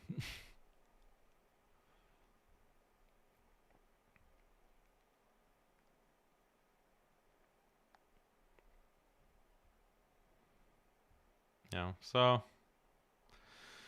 anyway, okay, I think I addressed everything. I hope I was very clear on Istighatha. I do not promote calling on saints, calling on the Prophet sallallahu alaihi wasallam, calling on angels or jinn. I know Jake and these other Salafis thought it's halal, but it's actually not. It's not halal. I think that at the minimum, these kinds of istighatha are haram. And in some cases, it can potentially be shirk. And in some cases, it might not be actual shirk. It might be the door to shirk. And therefore, it should be avoided. And in some cases, it might be full-blown shirk. But even then, is it the same kind of shirk as a Hindu worshipping Brahma or a pagan worshipping Lat and Uzza? No, I think that there is a difference there. But it still could be shirk. It's reasonably could be considered shirk. There's all many kinds of factors and discussion and debate. Overall, that's what I think. And that's what I've defended. If someone wants to prove me wrong, go ahead. Try to do so. I'm open to learning. But this is after 20 years of talking and debating about this issue with very knowledgeable scholars and du'at, etc. This is where I've come to. And I've shared it not because I think this is an important issue for Muslims to talk about or debate, but because I'm being attacked. And if you're going to come at me, I'm going to defend myself. And if you're going to come at me in an arrogant way, I'm going to defend myself by mocking you and showing you that condescension that you show me. It's just purely reciprocation. It's purely just treating you in the way that you deserve.